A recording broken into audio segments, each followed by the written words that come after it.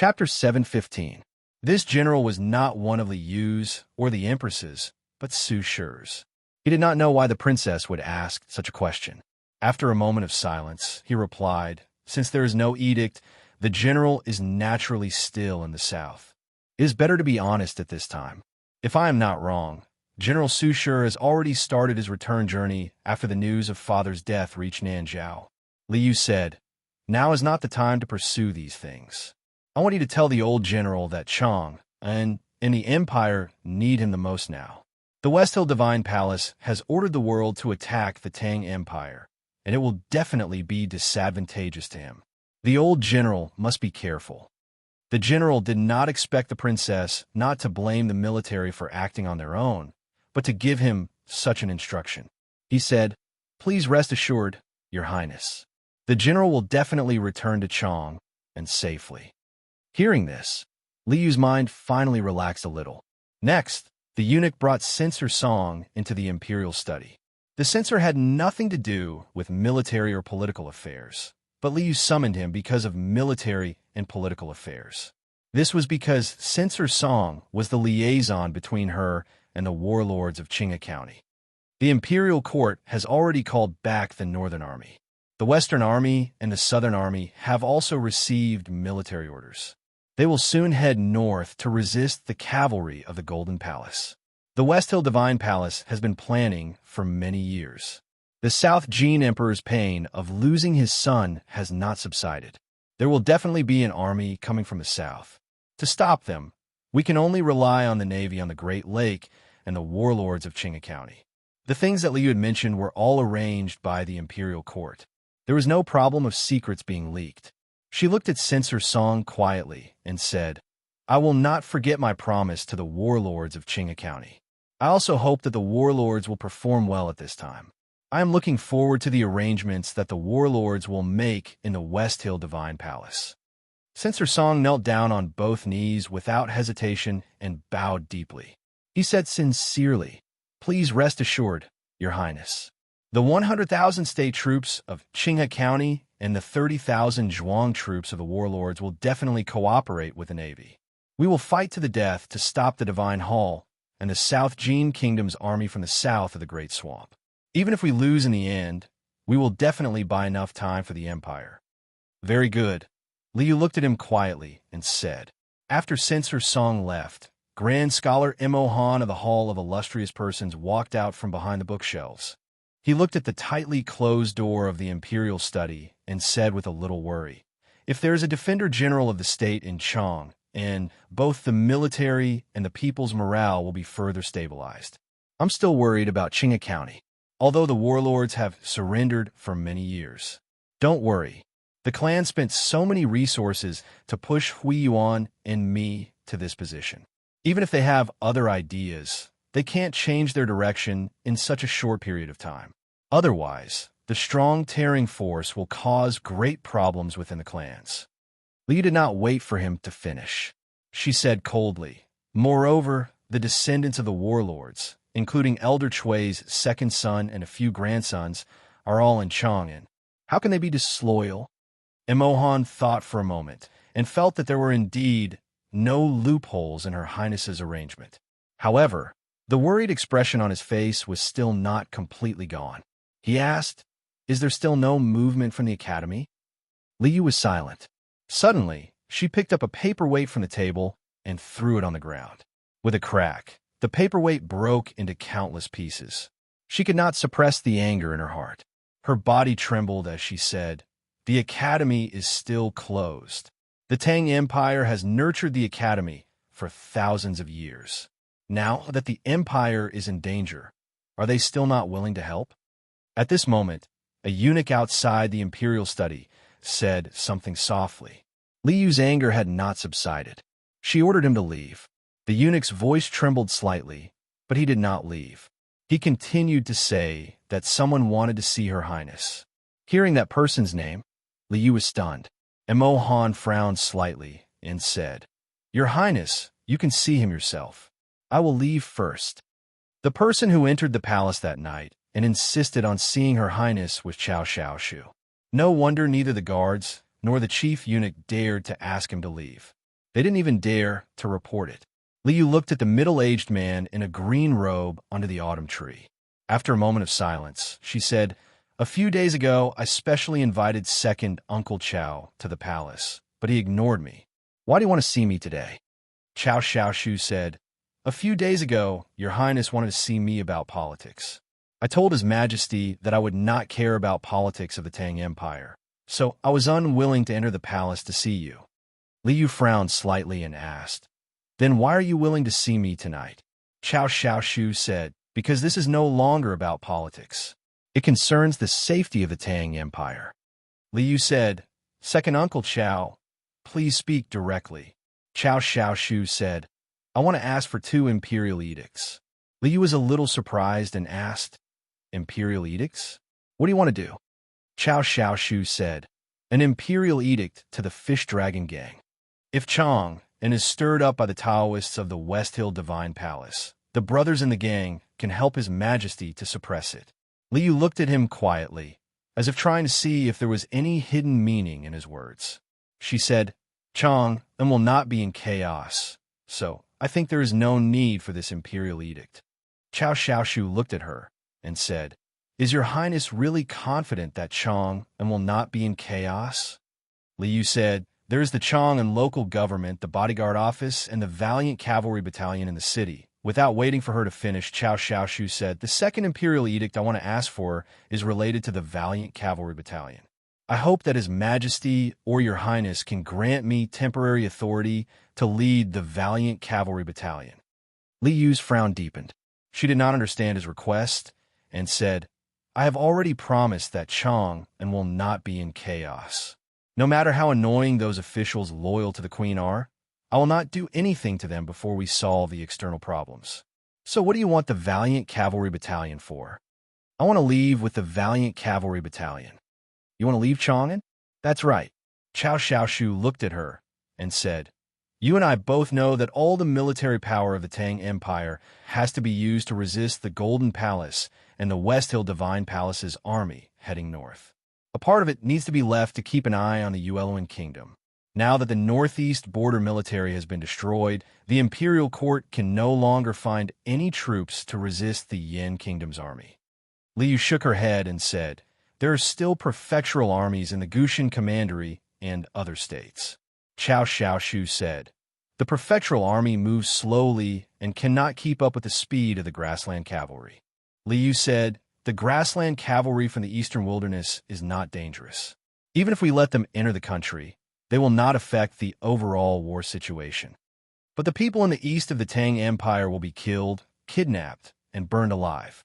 Chow Xiaoshu looked at her quietly and said, "I know what you are thinking.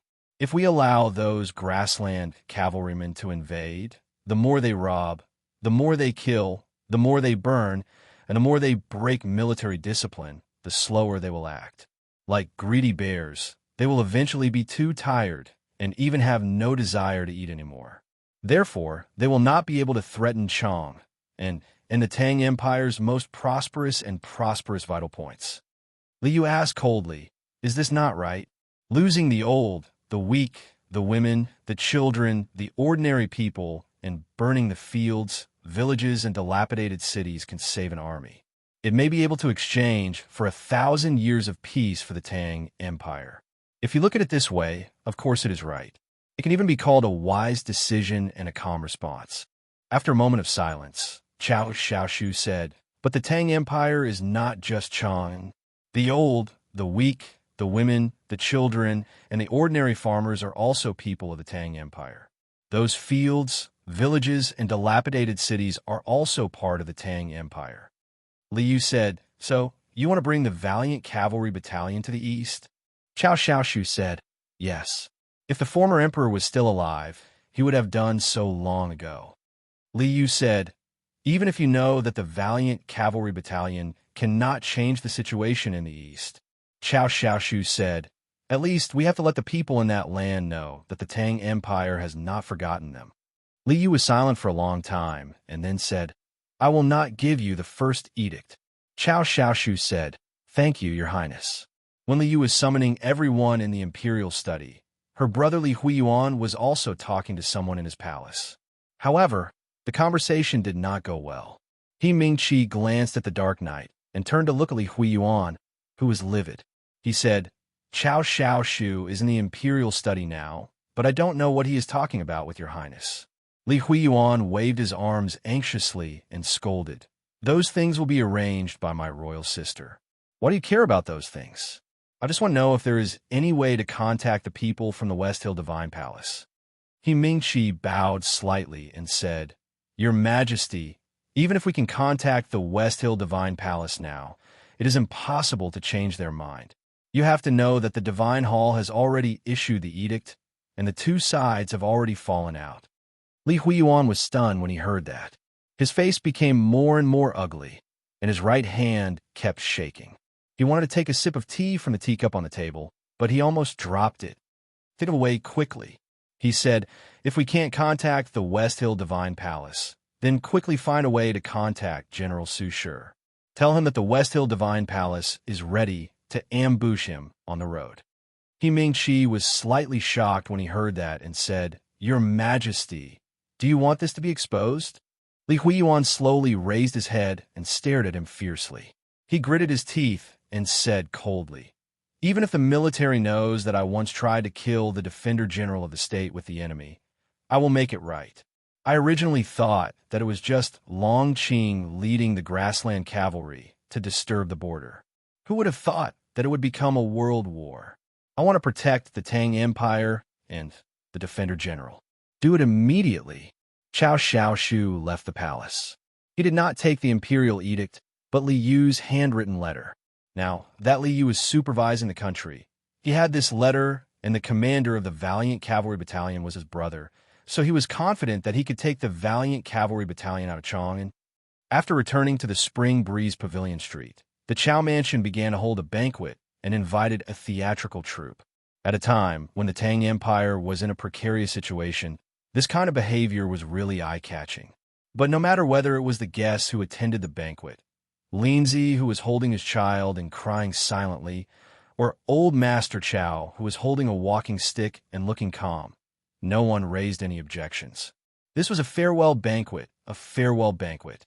Censor Song left the palace.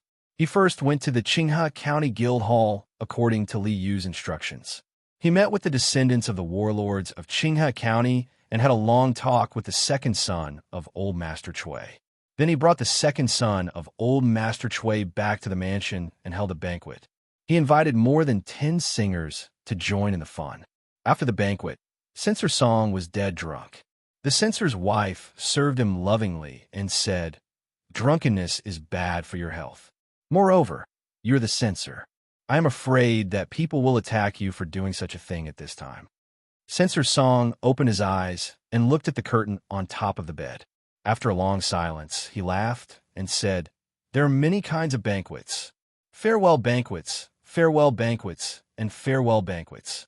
Tonight's banquet is for the palace to see. I want the palace to think that we are drinking wine to honor an old friend from our hometown.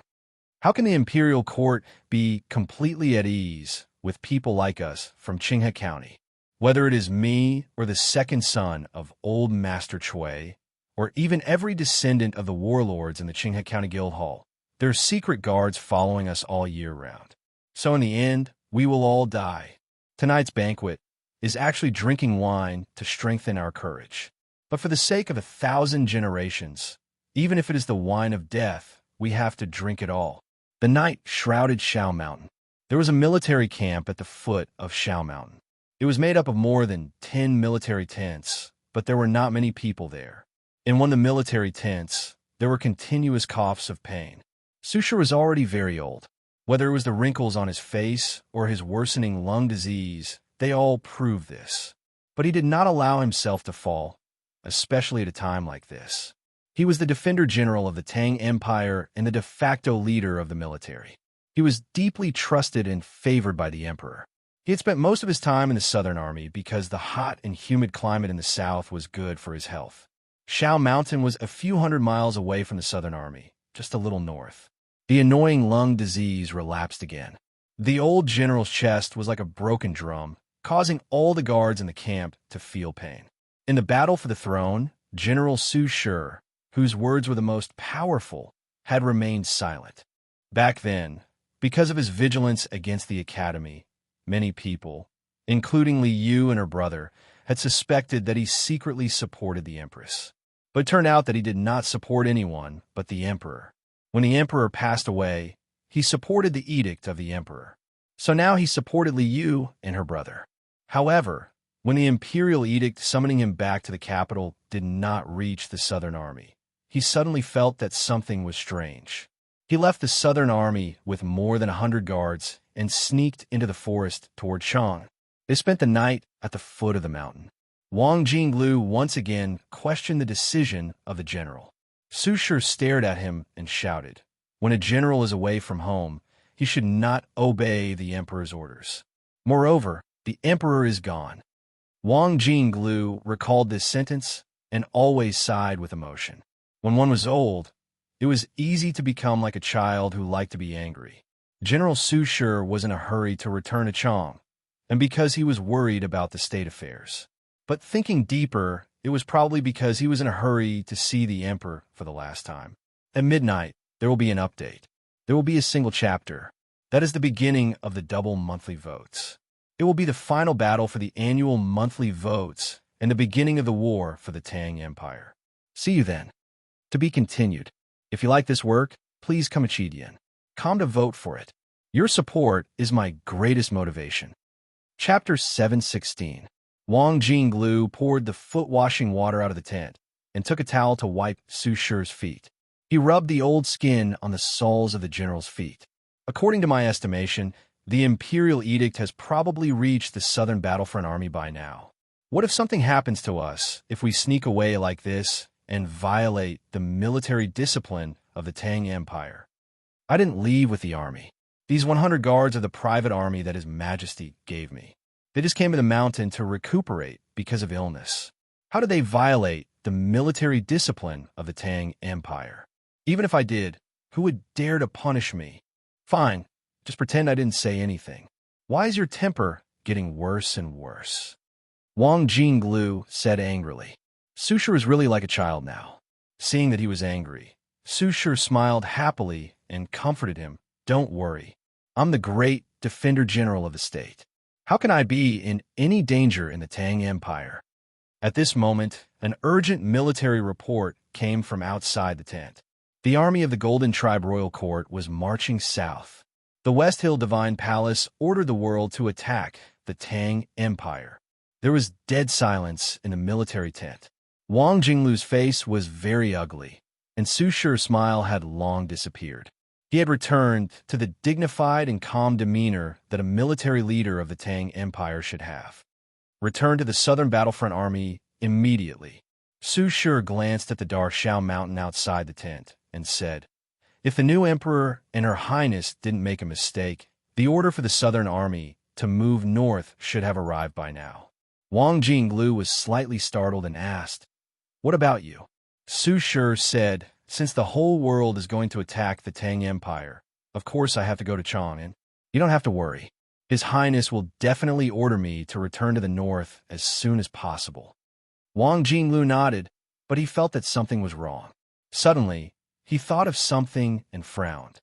Since the West Hill Divine Palace has issued an edict, they must want to harm you. Su Shi patted him on the shoulder with a smile and said, "As I said before, this is the territory of my Tang Empire. Who dares to kill me, the Defender General of the state?" Wang Jinglu said, "Is there anything the West Hill Divine Palace doesn't dare to do now? I've been in the army for decades. Don't you think I know better than you? Now that we are at the foot of Shao Mountain, if anyone wants to harm me, they will have to cross the mountains from Qinghe Prefecture. The people from Qinghe Prefecture are not blind." Su Shi smiled and said, "Also, you have to understand that although I'm old, I'm not that easy to kill. There aren't many people in this world who are qualified to kill me." Wang Jinglu thought that this was indeed the case. He counted with his fingers, but he really could not find anyone who could really threaten the old man. Although the old man was very old, he was still a very strong old man. The military situation was more important.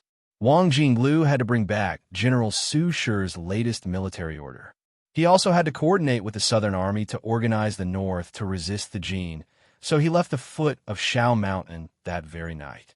Not long after he left Pyrolite Mountain, Su Shi put on his military boots and armor. Then he walked out of the tent and looked at the forest and the night sky. He slowly narrowed his eyes. The guard in the tent heard the faint sound of armor and scabbards colliding.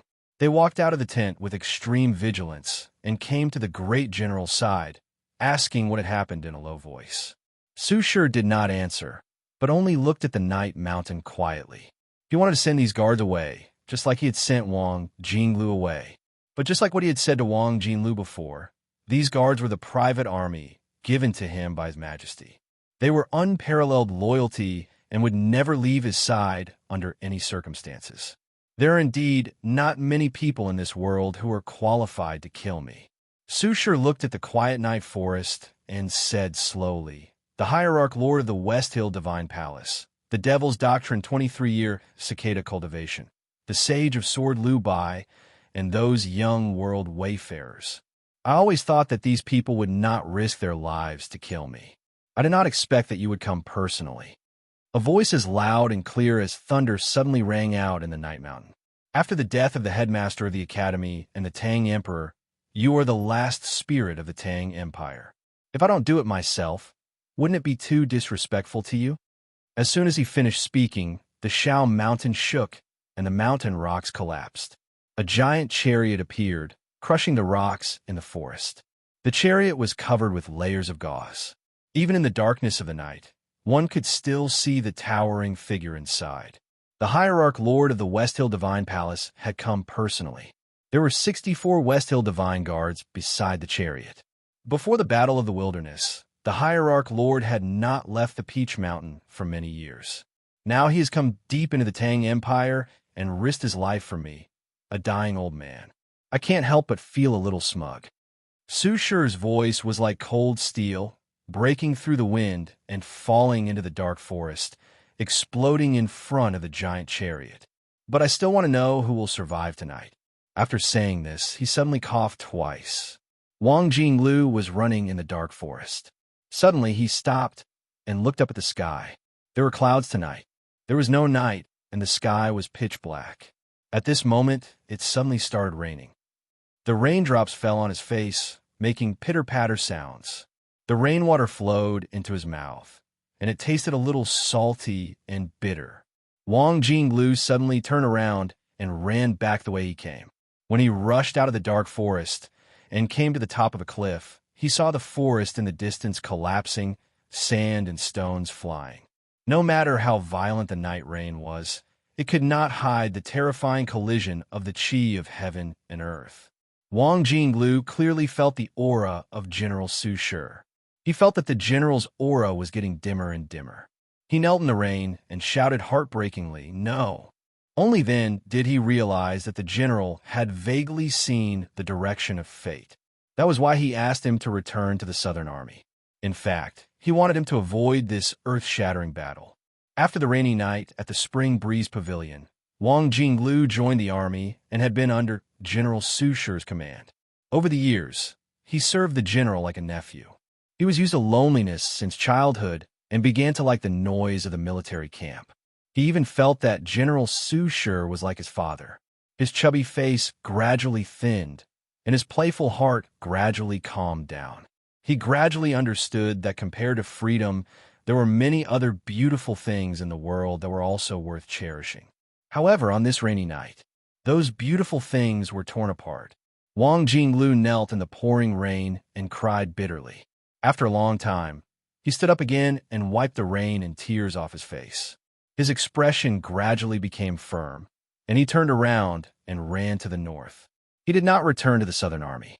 He wanted to return to Chang, and as soon as possible. He wanted to tell the people of Chang and General Su Shi was dead. The terrifying powerhouse who killed the general was heading towards Chang, and Qinghe County had rebelled. The scenery of Qinghe County was beautiful and elegant. The houses had white walls and black eaves, high and low, and there were clear streams and stone bridges. It was very different from the magnificent scenery of other parts of the Tang Empire. The best scenery was still the Fuchin River. The manors of the warlords of Qinghe County were all located on the banks of the Fuchin River.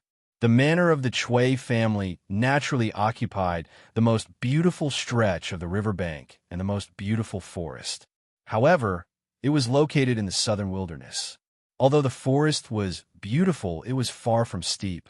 The small building in the depths of the Chui garden was still as dark as before.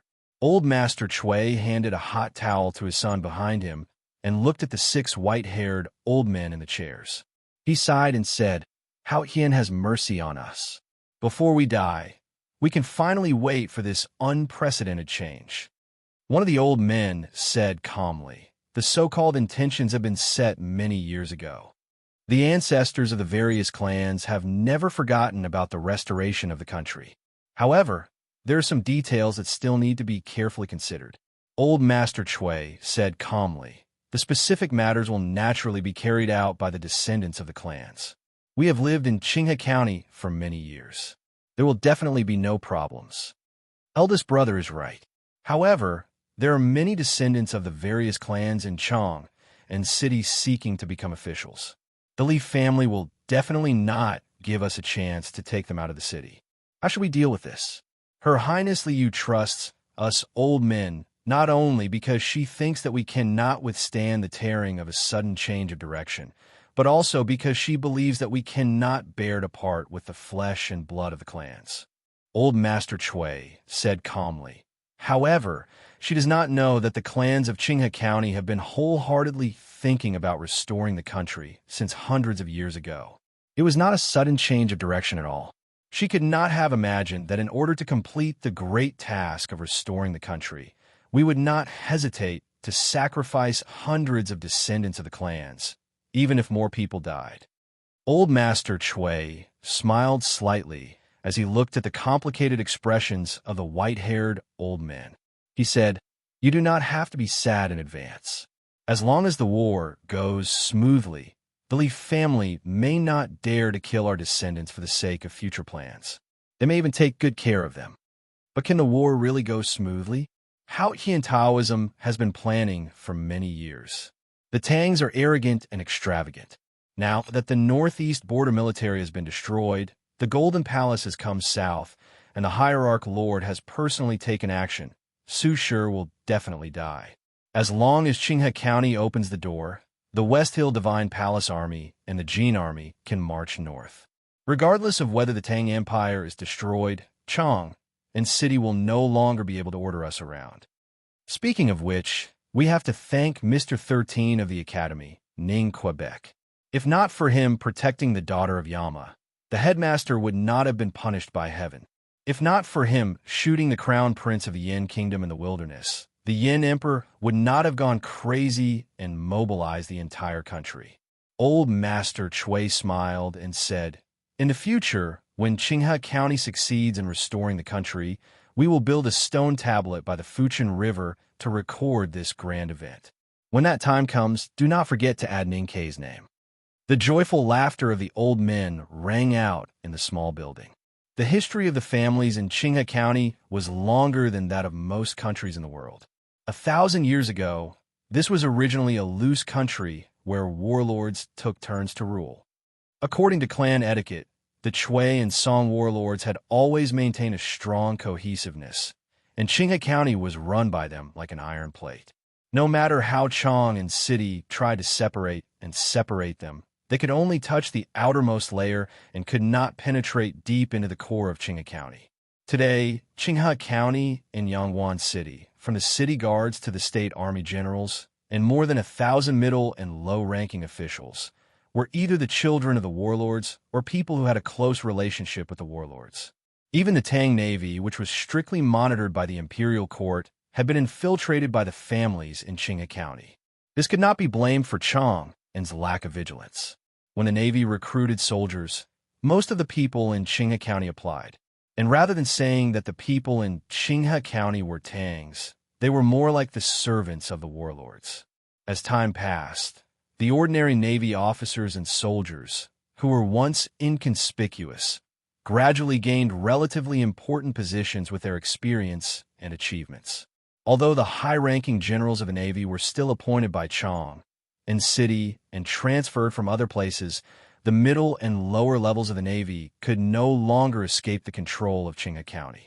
One day in the autumn of the 18th year of Tianqi era, it was still raining heavily in the west of Shao Mountain, but the sun was shining brightly in Qinghe County in the east, and the autumn wind was refreshing.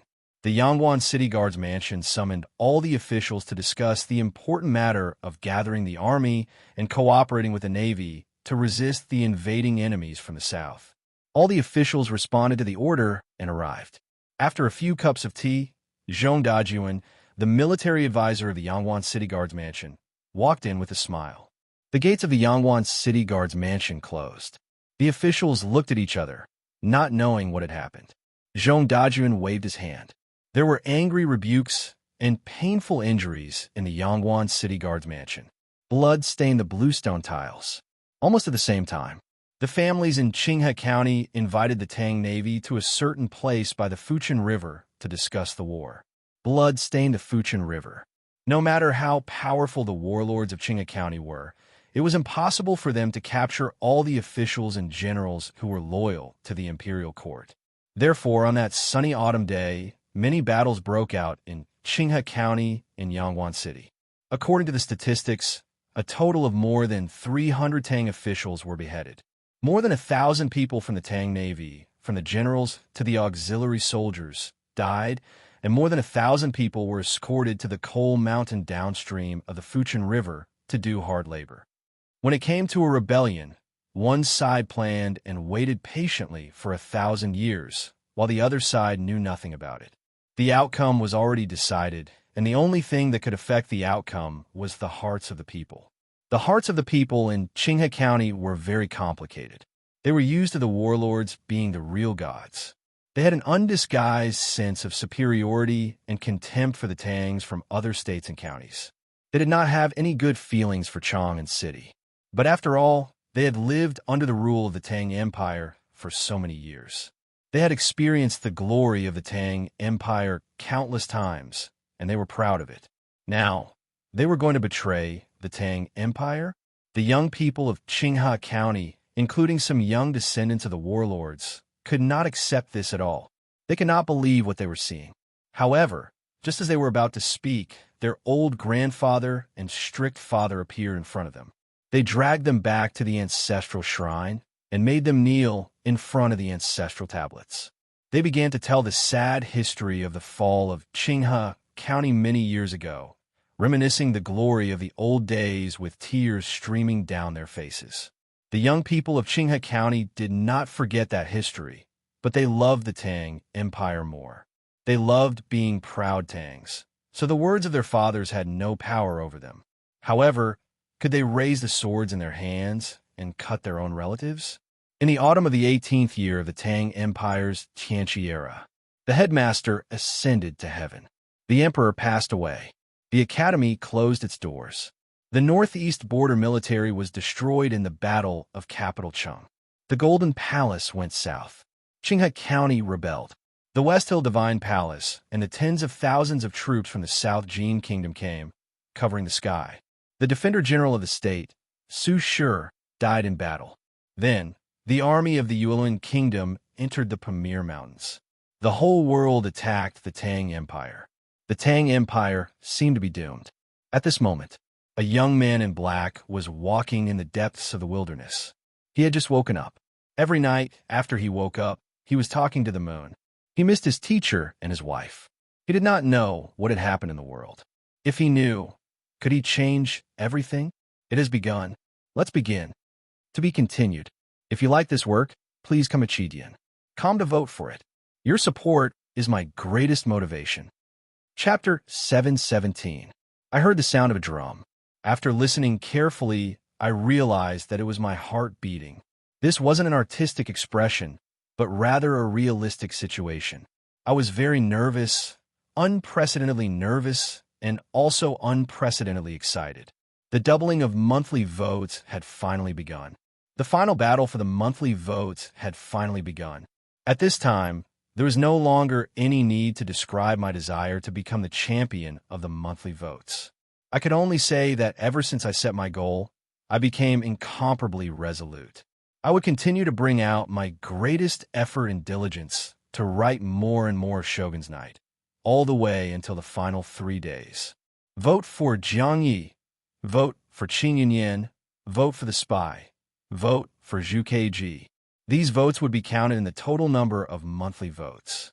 No matter which book has ever made you laugh, or sad, or enriched, or even angered, I'm here to ask for your support and to keep your monthly ticket. You can only cast 2 monthly votes a day, so please don't hesitate to vote for me in case you forget to do so. I won't let you down with these 3 days of updates. Today's first chapter has just been updated. I'll go to sleep now. If I can't fall asleep, I'll continue writing. I'll get up at 6 o'clock sharp tomorrow and start writing after eating. The second update started at 8 in the morning, then 1 chapter per hour. I'm also someone who has a stockpile of manuscripts now. Although it's not a lot, I can still hold on. But at the same time, I will continue to write desperately. Strive to maintain 1 chapter per hour. How many chapters will be updated today? I don't know. I'll write until I can't write anymore. I will update until I can no longer maintain 1 chapter per hour. It was said in the past that being the champion of the monthly votes was the greatest honor in the online literature circle. Therefore, the greatest honor was to be the champion of the annual monthly votes. If he wanted to obtain this glory, how could he succeed without fighting? In front of such a grand battle, I will display the grandest sincerity and determination. I offer you a cordial invitation to fight by my side. I earnestly ask you to cast your precious monthly ticket. Actually, I had revised this single chapter many times. Suddenly, I wasn't nervous anymore. Just like the last chapter said, since it had begun, let's begin. We win together. To be continued. If you like this work, please come to Chidian. Come to vote for me. Your support is my greatest motivation. Chapter 718. There's nothing I can do to repay your kindness. Let's spend this day together. Looking at the moon in the night sky, Ning Ke burst into tears. He only stopped when he realized that his cries were worse than the howls from afar. After he woke up, hunger took over his body and mind. His empty stomach was like the chi of heaven and earth at the back of the cliff of the academy, constantly squeezing and torturing him. Through the clear and terrible hunger, he confirmed that he had been unconscious for many days. No wonder he was so weak. He found some edible weeds from the grass and stuffed them into his mouth with rainwater. He chewed them until they were soft and swallowed them with difficulty. After a while, he felt better. At this time, he did not know that after the headmaster of the academy ascended to heaven, it rained heavily in the human world. He looked at the water drops on the meadow and did not take it seriously. When the moon disappeared in the morning, Ninkei looked at the rising sun to identify the direction and started to walk south. He was now depressed and helpless. He did not know exactly where he was going. Then let's go back to Chang'an. His home was there, and so was the academy. Although there was no one in the old brushpen shop or the house by the Yanming Lake, and the old guy could never return to the academy. After walking for a short while, he saw the mountains in the distance covered with snow. He walked in that direction and walked into the night, until the moon climbed into the sky. This kind of day repeated for a while. He walked along the mountain and looked at the moon every night. Sometimes he would suddenly lose his temper and curse at the bright moon with his hands on his waist. Ninkei knew that the headmaster should still be alive, but in a different form. He was still fighting against the evil heaven in the sky. The waxing and waning of the moon was probably the specific manifestation of the battle, but he still felt very sad and angry, because the moon did not look like the headmaster. A face like a full moon is used to describe a beautiful child. How does it look like you? Ninkei took out his padao and laughed at the headmaster in the night sky. He cut open the belly of a snow rabbit he had just caught and skinned it. The primordial 13 arrows and other weapons were all left with the black horse carriage by the Sisui River. Now he only had the padao with him. Sometimes he would worry about the big black horse. After cleaning the rabbit, he raised it in the air and said, "Don't burn it." He was asking Sang Sang to roast the rabbit, but there was no Sang Sang now. He lowered his head and was silent for a long time. Then he shouted again, "Sang Sang." When he woke up in the morning, Ninkei continued his journey south at the foot of the mountain. The snow-covered mountain was Tianqi Mountain. As long as one walked along the foot of the mountain to the south, he would reach Min Mountain, Chang'an, and the Academy. On the way, he came across a small herdsman tribe. This herdsman tribe belonged to the Golden Tribe royal court. They recognized him as a Tang from his clothes and accent. Not only did they not invite him to dinner, but they also tried to kill him and take away his extraordinary padao. So Ning Ke killed all the people in that small herdsman's tribe. After that, he ate a full meal of mutton and drank 2 bags of horse milk wine. He found a tent that did not smell of blood and had a good sleep. The fatigue and sadness that had accumulated over the past few days were finally relieved. When he left the village full of corpses, there was a boxwood bough on his shoulder, a horse under him, and a rope leading another horse with 4 legs of sheep tied to it. Another few days passed. Ning Ke finally saw the famous gap in the Tianqi Mountains. However, he swallowed his shout of joy before it could leave his mouth. The expression on his face suddenly became very serious. Below Helan City were all the elite cavalries of the Golden Tribe royal court. Looking at the dark scene, there were at least a few thousand riders. What really shocked Ning Ke were the 4 carriages behind the grassland cavalries. With his keen eyesight, he could clearly see the gold, silver, and jewels inlaid on the carriages. He could also see the steel plates in the carriages. Those plates were all densely packed with lines.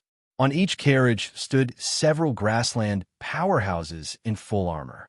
The reason why he could confirm that those barbarians were grassland powerhouses was because their armor was not leather, but metal armor, which was extremely rare in the grassland. These grassland powerhouses were not the real protagonists. They were only responsible for protecting the plates and the people who used them. There was a skinny old man in each carriage. 3 of them were dressed in the bright clothes of the royal court, with necklaces made from human bones around their necks. Only the old man in the last carriage was dressed in ordinary grassland clothes, with no special decorations on his body. High Priest. Ning Ke looked at this scene and frowned. Although he had not seen the High Priest of the grassland royal court on the battlefield, he had heard many descriptions of them by General Ma and other officers. The Tang army relied on array tactical masters and talisman masters. The grassland royal court relied on these wizards who could communicate with the chi of heaven and earth with the plates. They were respectfully called priests by the royal court. Only the priests who were truly powerful and could communicate directly with the grassland were qualified to be called the High Priest and be given the precious metal disc. Ning Ke could not understand why the Golden Tribe royal court sent 3 rare high priests at once. And, judging from the old man in the last carriage, he was afraid that his status was even higher than the 3 high priests. Is there any important figure in Chang and in Helan City? He did not think that the grassland cavalries and the high priest were attacking Helan City.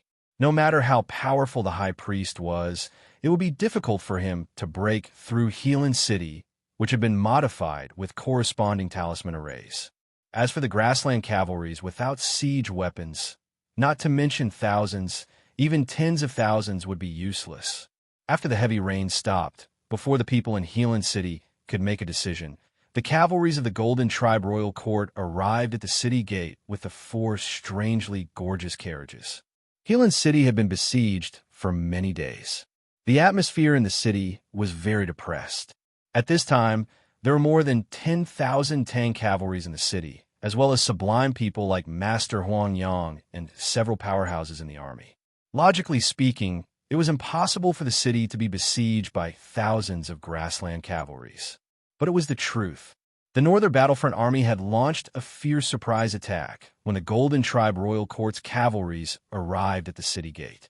That surprise attack was the closest to success among all the attempts, because during that surprise attack, the high priests in the 4 carriages had just begun to use their skills. The grassland had long been soaked by the heavy rain. The 4 high priests of the Golden Tribe royal court had used some unknown method to make the grassland in front of Helan City softer and more muddy. The foundation of Helan City had been modified by array masters, so it was not affected by the high priests. But the grassland for miles outside the city had completely turned into a swamp. No matter how brave the Tang cavalries were, they could not do anything when their hooves were stuck in the grassland.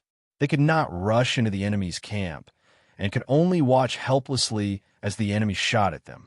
A few years ago, during the Desolate Man's first war in the south, the priests of the Left King's palace had used this trick.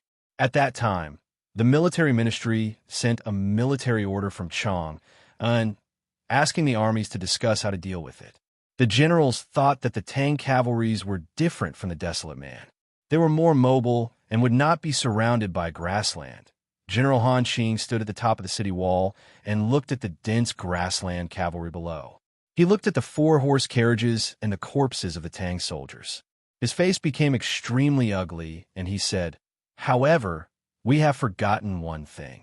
This kind of demonic magic is the most suitable to trap Healan City. And now it seems that these 4 wizards of the Golden Tribe Royal Court are obviously much stronger than the wizards of the Left King's palace back then. If it was in the past, Healan City had enough food stored. No matter how the Golden Tribe Royal Court besieged the city, the Tang army would not have any fear. But now the Northern Battlefront Army was also in Healan City, and the food in the city was already running out. It was very dangerous to be surrounded by the enemy. In my opinion, we have to make up our minds. We will go to the East Wilderness through the mountain gap, and then go around the north of Yin Kingdom to return to the country. That is the only way to avoid being trapped here." Han Qing looked at the Empress who was standing by the city wall and said in a low voice. The Empress shook her head and said, "Since Chan Yu of the Golden Tribe Royal Court dared to attack me and even invited the nation master who had been in seclusion for many years, then his main cavalry must have gone south to invade the Tang Empire. What I am worried about now is the safety of Chang'an." The Empress still looked very calm. She said softly, "If it is only the Golden Tribe Royal Court, Chan Yu would not dare to go south. So the situation that the Tang Empire is facing now must be much more difficult than what we see. Maybe the whole world will go against the Tang Empire." Han Qing said, "Then we should attack the Yin Kingdom. The East Wilderness is not peaceful. It will take too long to go around the north of Yin Kingdom. Besides, attacking the Yin Kingdom will not slow down the other enemies. What we need most now is time. We have to bring the Northern Battlefront Army back as soon as possible because the Tang Empire needs this cavalry more than ever." The Empress turned around and looked at Han Qing and the 2 generals of the Northern Battlefront Army. She smiled and said, "I know what you are thinking. You are thinking that the Northern Battlefront Army is running out of food and fodder. What can they do even if they go back now? You are wrong. If the Northern Battlefront Army stays in Healan City, there will be a burden and concern for the Tang Empire. But if we can go south and find food and fodder, we will be a force that our enemies will be afraid of." She said slowly, "I don't know if Chang has thought of this. I don't know if the Northern Military Camp's food team was burned by the Golden Tribe Royal Court or they did not come at all. But obviously, Chan Yu of the Golden Tribe Royal Court has seen this clearly. That is why he is willing to pay such a big price to trap us here." After a moment of silence, General Han Qing asked, "Then what should we do, Your Majesty?" The Empress said, "We have to break out of Healan City as soon as possible while we still have some food and fodder." Han Qing frowned slightly. The 2 generals of the Northern Battlefront Army also looked gloomy. They all understood what the Empress said. The problem was that the bodies of the Tang cavalrymen under the city wall proved how difficult it was. Killing the 3 priests is enough. The Empress looked at the foot of the city and the 4 magnificent carriages behind the grassland cavalrymen. She slowly narrowed her eyes, and her voice seemed to become colder. Master Huang Yang, who had been silent, suddenly smiled and said, "Or I can give it a try." The Empress shook her head and said, "The grassland barbarians are too good at shooting. It is too dangerous for you." A general of the Northern Battlefront Army gritted his teeth and said, "Your Majesty, I have several martial arts powerhouses under my command. If there are still clouds covering that shining thing tonight, let them try again." The Empress still shook her head and said, "We have already tried twice. Since we failed, let's not try again. The lives of these soldiers should be more important in the future. Don't sacrifice them here for nothing." Healan City was silent. What should they do? At this time, the Empress was the most distinguished person in the city. The edict of His Majesty had stated that the sixth prince would inherit the throne, so the generals naturally followed the empress's lead. However, in their eyes, the empress was a weak woman after all. What could she do? The empress smiled as if she had recalled some memories from long ago. Then she said softly, "I want to give it a try." Both Han Qing and the two generals of the Northern Battlefront Army thought they had heard it wrong. However, before they could react, they heard the wind blowing. The empress's dress was fluttering on the city wall. The empress leaped and jumped off the city wall. Han Qing screamed and tried to grab the empress's dress, but he only grabbed the air. The two generals of the Northern Battlefront Army were scared out of their wits. They rushed to the city wall after a while. The people on the city wall all thought they would see the empress die miserably. Han Qing cried and said, "I should have known that the empress would not be able to take the blow when His Majesty passed away so suddenly.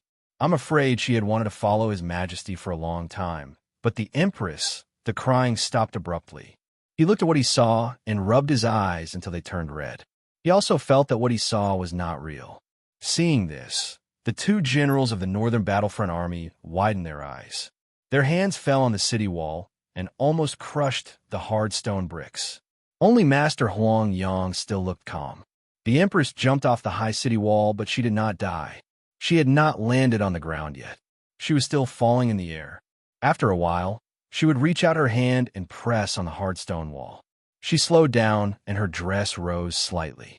She looked like a dancing flower. After His Majesty passed away, the empress had been wearing plain clothes. So she was like a plain flower. The empress's feet finally landed on the ground. Her dress fell slowly. The ground outside Healing City was very soft, like a swamp. The soles of her shoes slowly sank. The grass at the edge of his shoes also fell. She walked to the cavalrymen of the Golden Palace in the distance. She looked calm, as if she was going to review the cavalrymen of the Tang Empire. To be continued. If you like this work, please come Chidian. Come to vote for me. Your support is my biggest motivation. Chapter 719. The further she went into the grassland, the softer the ground became, and the deeper the empress's feet sank. But at the same time, she walked faster and faster. Her feet rose and fell on the soft and dangerous grassland so fast that the naked eye couldn't see her clearly. She left a shadow behind. The chilly air of the wilderness in autumn brushed past her cheeks and caused a shrill sound of wind. Her hair trembled slightly, and her plain skirt turned into a line as hard as iron. The cavalrymen of the Golden Tribe didn't realize what was going on until now. They were shocked and confused by the incredible scene they had just seen.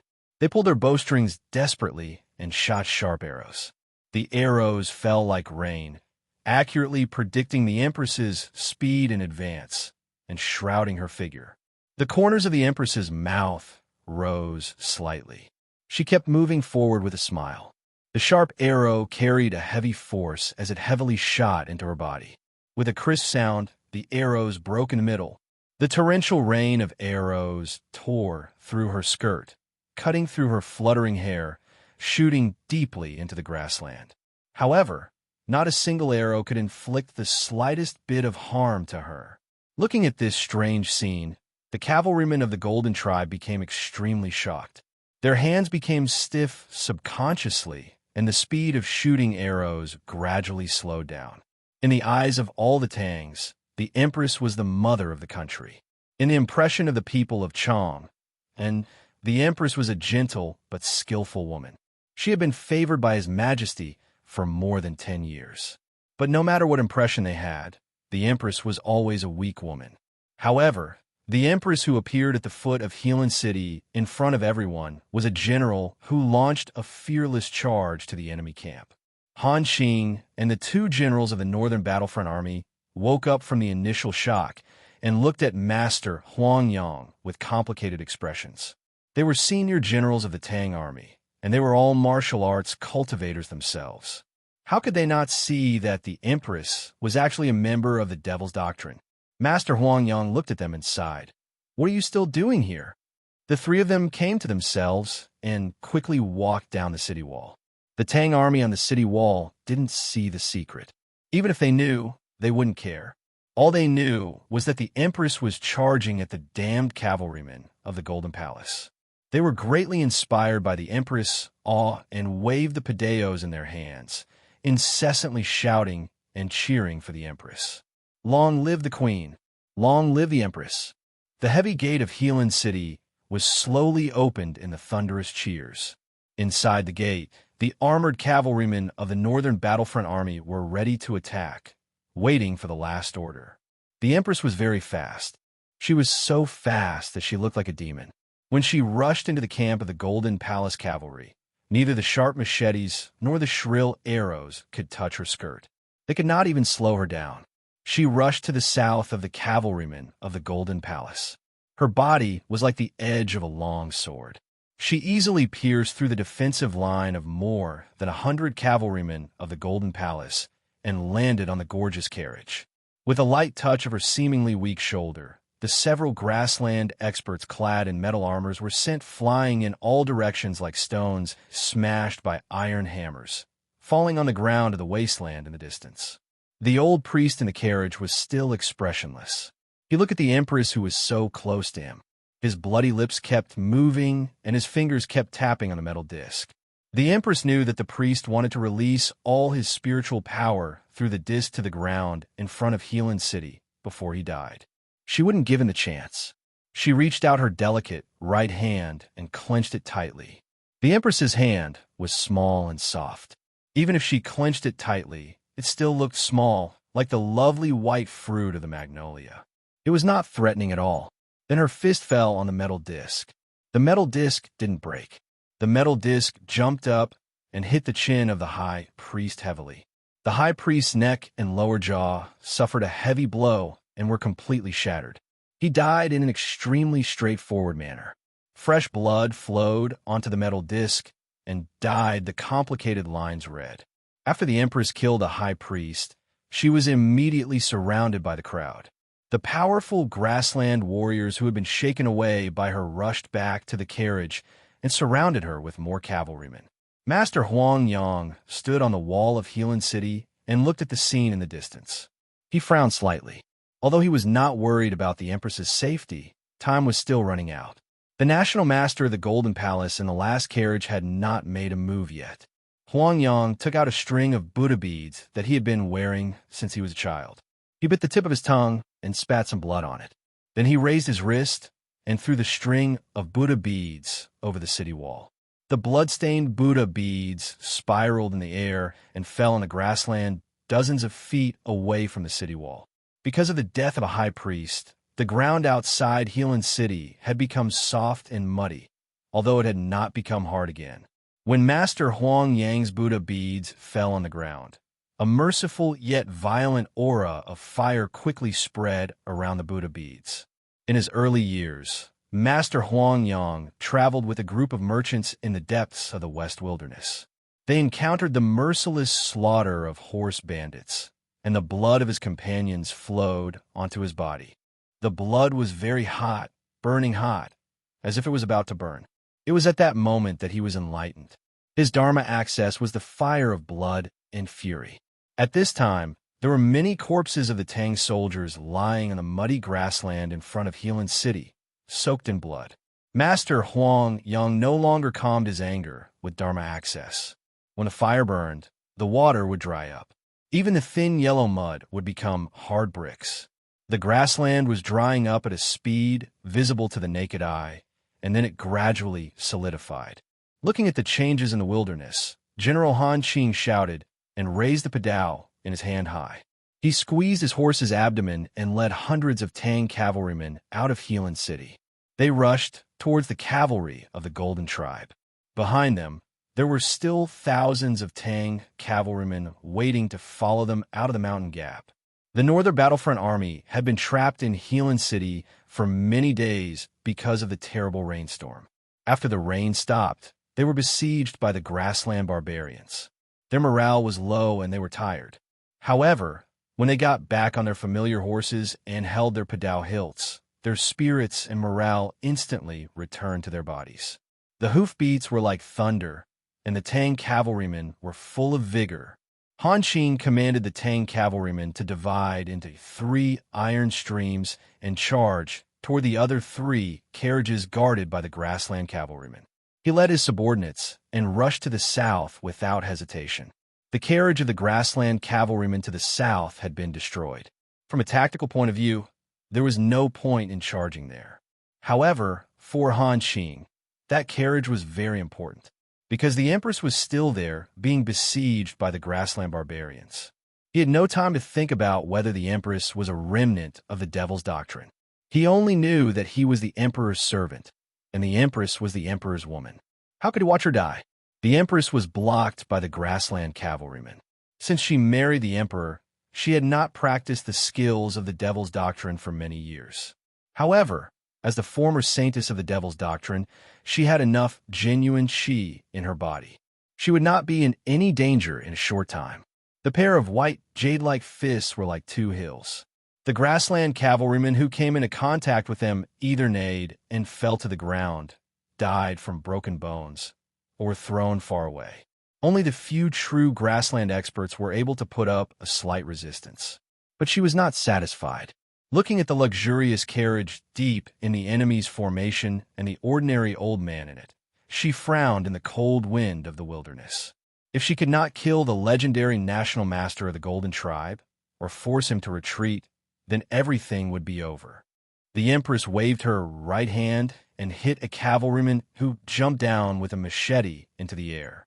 She quickened her pace and walked toward the carriage with a determined look and a faint smile on her lips. The ordinary old man was the national master of the Golden Tribe royal court who had been living in seclusion for many years. He saw the Empress of the Tang Empire walking toward him and guessed her intention. His old face did not show any panic. Instead, he slowly raised the corner of his mouth like the Empress, revealing an indecipherable smile. Then the old man reached behind him and lifted a blood-colored curtain hat to cover his face. When the curtain hat was lifted, the national master's face suddenly became gloomy. No one could see that his face was getting older and thinner. Only his slightly bright eyes could be seen. They were so tranquil and deep. The national master looked at the Empress who was walking toward him. The Empress met his eyes and suddenly felt that she had fallen into a bottomless abyss. Her face suddenly turned pale and she groaned. She forcibly suppressed the raging waves in her sense of perception and continued to move forward. But at this time, her steps became extremely heavy and her body felt weak. The national master took off the blood-colored curtain hat and looked at the Empress who was besieged again. He smiled and then ignored what was happening in the south. He pointed to the city of Helan and signaled the 2 high priests to continue. The 2 high priests sped up their incantations. Their skinny fingers flicked on the metal plate faster and faster, as if they were beating a drum. The bone necklace in front of their chests became whiter and whiter. The blood color on the surface of the Buddha beads that fell on the ground of the wilderness gradually faded. Master Huang Yang, who was on top of the city wall, spat out a mouthful of blood, and his face became extremely gloomy. His Buddha fire was destroyed by the national master and the 2 high priests, and he immediately suffered internal injuries. When the blood on the Buddha beads finally faded, the ground of the wilderness changed again. The solidified ground became soft and muddy again at a speed visible to the naked eye. The Tang cavalry noticed the change of the ground, but the heavy cavalry could not stop their charge. If they stopped, they would be crushed by their companions behind them. It was even more terrible than sinking into the mud.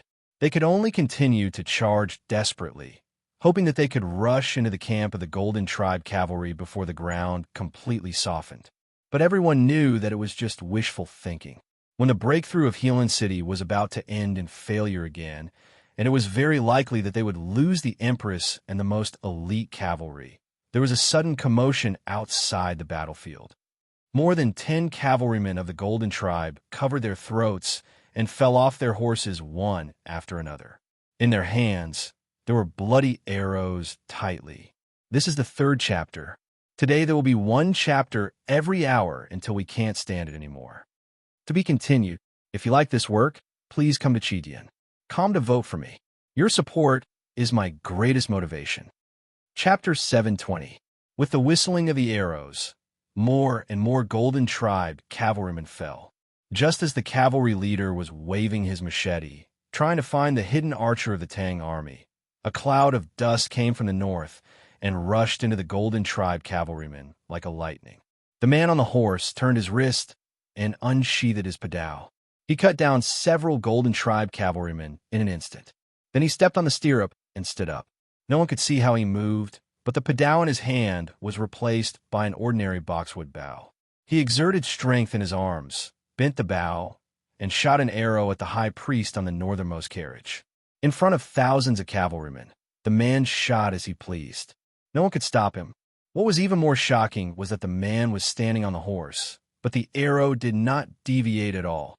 With a dull thud, the arrow fiercely shot into the shield. The high priest listened to the sound of the shield in front of him, and his face turned pale. He silently thought that if it were not for the protection of the warriors of the Golden Tribe, the arrow would have pierced a big hole in his chest. The arrow was blocked by the shield, but the man did not stop. He lowered his waist and abdomen on the horse, transferred all his strength to his feet, and stomped down heavily. The stirrup broke. The leather rope broke. The man's huge strength was transferred to the horse, and with a whine, the horse's four hooves were torn apart, and it fell heavily on the ground of the wilderness, causing a cloud of dust. With the recoil of the force, the man jumped up from the horse and rushed to the carriage in the north. His body broke through the air, stirring up the wind. He was only a little slower than the arrow. The tail of the arrow was still swinging on the shield, making a buzzing sound. The warrior of the Golden Tribe Royal Court who was holding the shield did not have time to withdraw his arm. The high priest behind the shield was still pale, and he was still afraid of the power of the arrow. The archer arrived. He clenched his right fist and punched the shield that was half the height of a man. Several deep cracks appeared on the shield. The warrior of the Golden Tribe Royal Court who was holding the shield twisted his arm. The shield followed the momentum of the punch and smashed heavily into the body of the high priest. The high priest's sternum collapsed, and his lungs were crushed into mush under the heavy pressure. He had no time to recite any spells or crush the bone necklace to summon his life-saving measures before he was shocked to death. The empress heard the tragic cries and sorrowful shouts coming from the north and suddenly turned to look. She saw the young man standing on the carriage. Her black hair brushed past her gentle face, concealing her astonished expression. She did not expect to see Ninkei here. Ninkei saw the scene when the empress turned around. For some reason, he suddenly felt a sense of loss.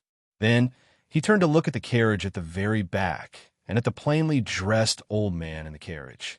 At this moment, he did not know that the old man was the legendary nation master of the Golden Tribe Royal Court. But his intuition told him that the old man was the most important figure on the battlefield. Therefore, he decided to kill this person first. The nation preceptor did not know who this person who had suddenly appeared from the north, killed a high priest in an instant, and was about to change the entire situation of the battle. However, he knew that this young Tang person was very powerful. Therefore, he also decided to kill this person first. Ninkei dashed towards the carriage. The nation master reached behind him and lifted his blood-red curtain hat. Ninkei was still hundreds of feet away from the carriage. The nation master's gaze outside the dark curtained hat had already fallen on him. Their gazes met. Ninkei's sense of perception was suddenly in turmoil. Only then did he know that this old man was a terrifying psyche master. He had been meditating since he was young, so his psyche power was strong, which was rare in the world. After the trip to the front gate of the Devil's Doctrine, he had master lotus consciousness fragments in his sense of perception, so he was not afraid of a battle of psyche power. Ninkei had never lost a battle of psyche power. Whether it was Dao Shi in the steam in front of the bun shop in Chong, and the treasure tree on the mountain path, or Qin Yin in the Lang Temple, these powerhouses of the Buddhism sect who were famous for their psyche power could not defeat him in this aspect. He did not believe that a barbarian psyche master in the wilderness could defeat him in this aspect. Ninkei did not hesitate to mobilize his psyche power, turning it into a sky full of stones and bombarding the raging waves in his sense of perception. Two extremely powerful psyche powers met in the grassland that was invisible to the naked eye. Ninkei let out a muffled groan and fell heavily to the ground.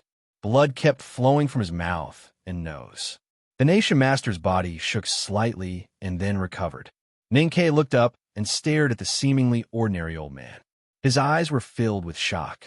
There was actually someone in the world who could injure him with just psyche power.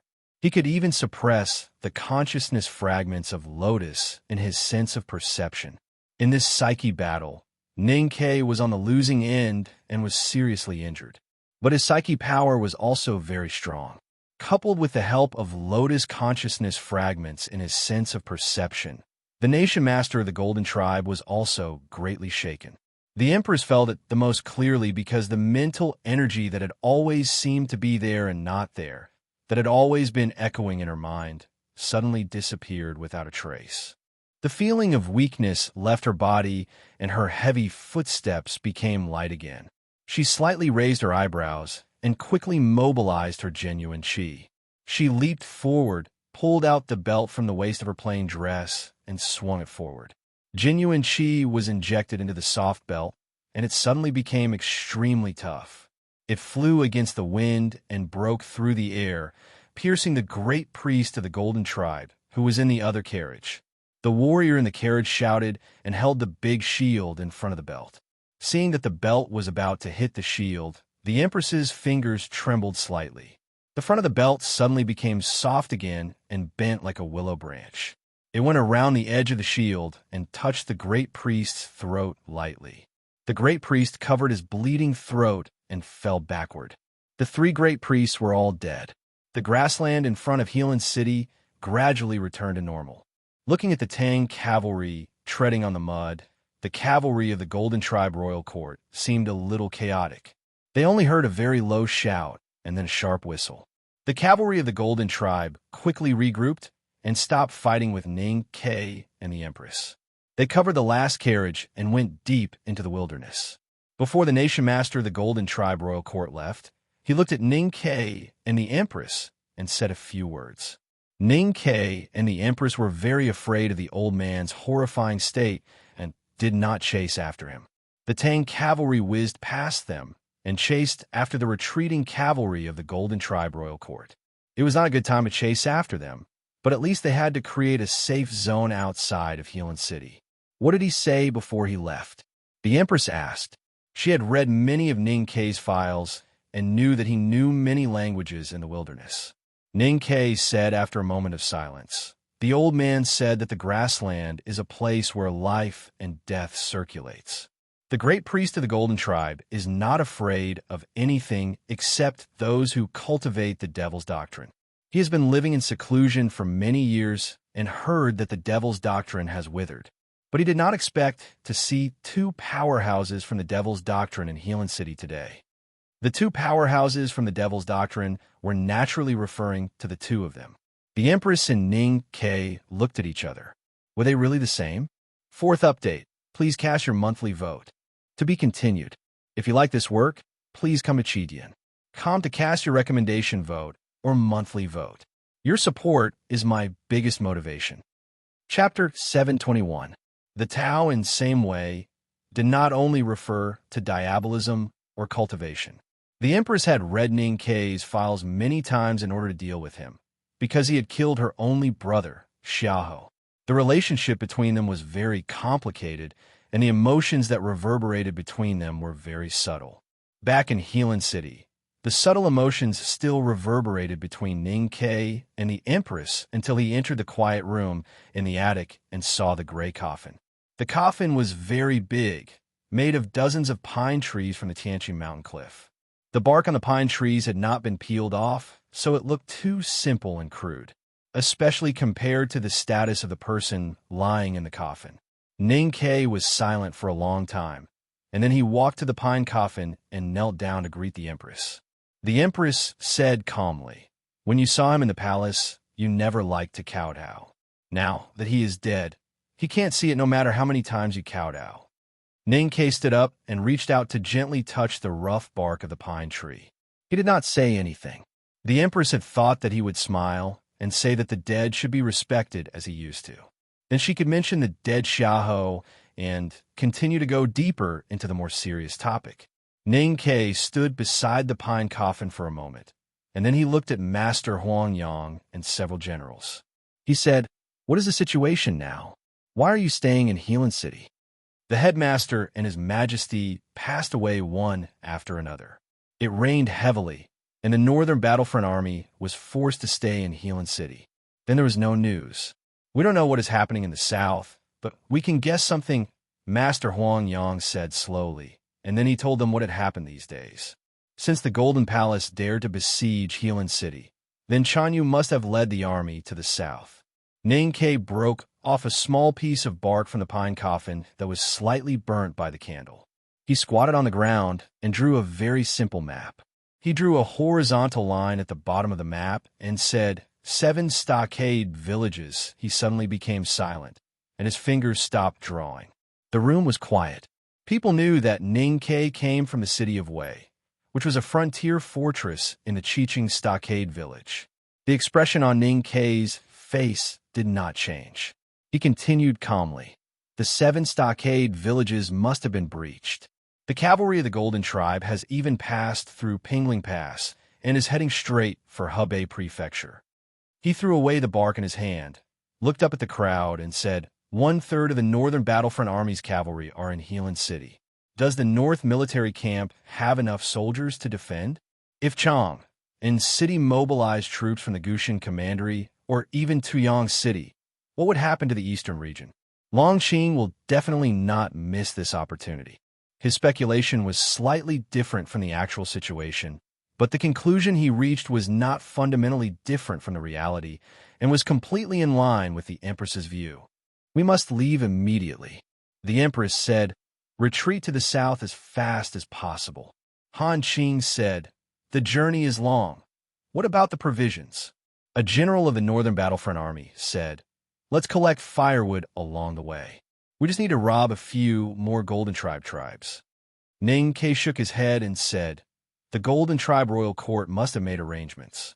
Their elites must have gone south, and the central part of the wilderness is empty.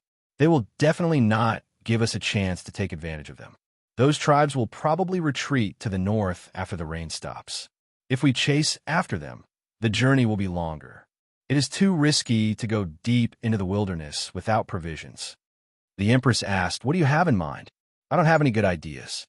Ning Ke stood up and said, "First of all, we must take all the provisions in Healan City, and we must make a good calculation. All the provisions must be supplied to the war horses first. People can starve, and they won't die after a few days of starvation, and they can still move forward with the horses. If it is still not enough in the end, we will kill the horses." The generals were silent for a moment, and then agreed in a low voice. Han Qing frowned and said, "If we take all the provisions in the city, what about the garrison?"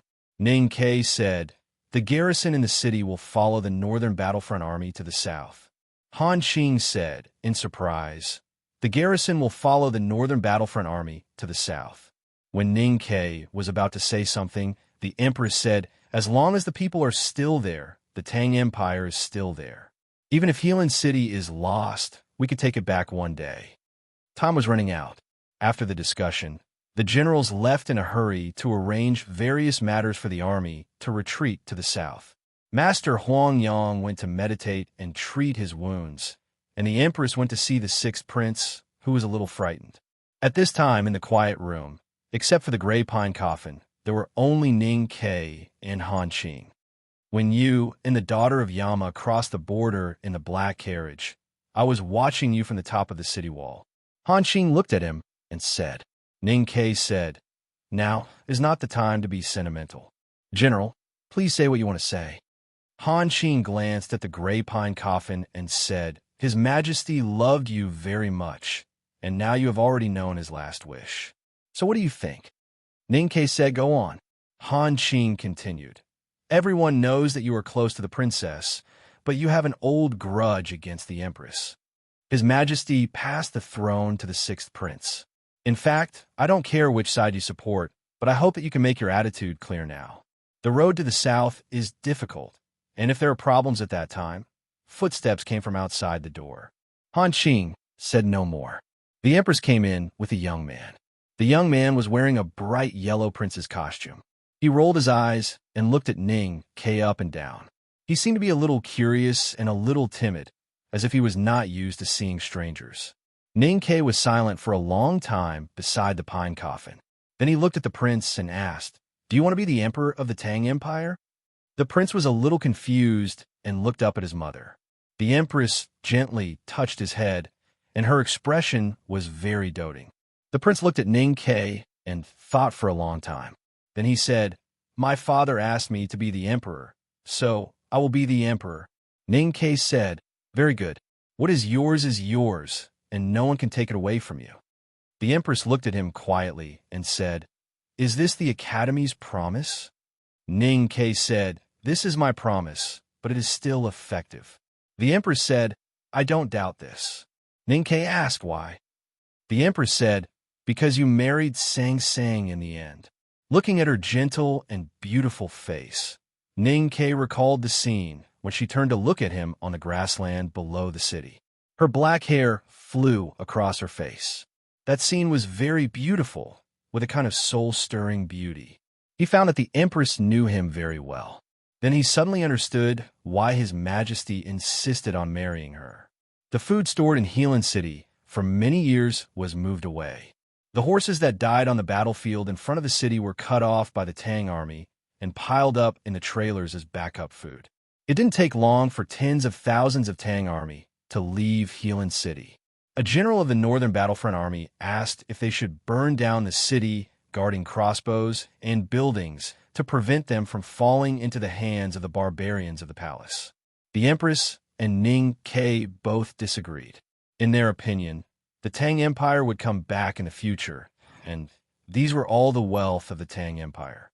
The Tang army, besieged by the storm and enemies in the depths of the wilderness, finally began their journey to the south.